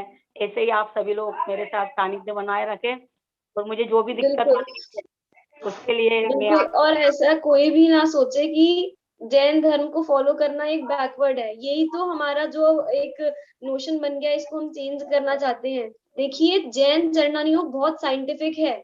मतलब जो बातें हमारे चरणानी योग में इतने टाइम से लिखी हुई हैं, वो डॉक्टर्स आज हमें बता रहे हैं इन बीमारियों के आने के बाद। तो यदि हम उनको पहले से ही स्वीकार कर लेते, तो ये बीमारियां और ऐसी स्थितियां हमारे साथ बनती ही क्यों। तो मैं तो यही कहूंगी अंत में कि जैन चरणानी योग बहुत साइंटिफिक है। हर दृष्टि से आपको मतलब आप ये सोच रहे हो कि आपको कष्ट होगा, लेकिन ये सोचिए कि आप लॉन्ग लाइफ मतलब हेल्दी लाइफ जी पाएंगे।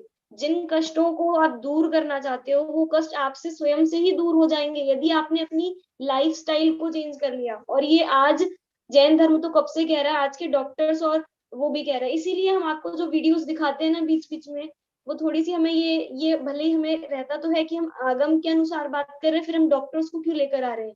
लेकिन एक्चुअली क्या है कि हम ये दिखाना चाहते हैं कि चरणानी योग में तो कब से था और अब डॉक्टर्स भी कहने लगे। जैसे हम बच्चों को भी पढ़ाते हैं ना कि पानी की बूंद में असंख्यात जीव है, लेकिन डॉक्टर्स भी 36,450 कह रहे हैं। तो मतलब यदि आप झुटला नहीं सकते हो किसी भी कीमत पे आप बात को, अब आप आंखें बंद कर लो तो उससे सत्य नहीं झुटलाया जा सकता। तो हमें भी शुद्धता की ओर एक कदम बढ़ाना चाहिए। समय हो गया हमारा, बाकी मैं आप सभी के एक उद्गार। बार आयुषी जी से बात करना चाहूंगी। हाँ मुझे इतनी खुशी मिलती है कि आप आयुषी जी, स्वस्ति जी और स्वाति जी इस एज में शुद्ध भोजन के बारे में बोलते हो ना। आप बहुत प्रेरणादायक हो सब आपके एज के लिए। और ये आप अगली वीडियो में जो चर्चा होगी ना, तब बताइए कि आप ये कहाँ से आपकी शुरुआत हुई और ये आप इस धर्म के शुद्ध भोजन में कैसे जुड़े, वो अगले परिचर्चा में हम लोग सुनना चाहेंगे।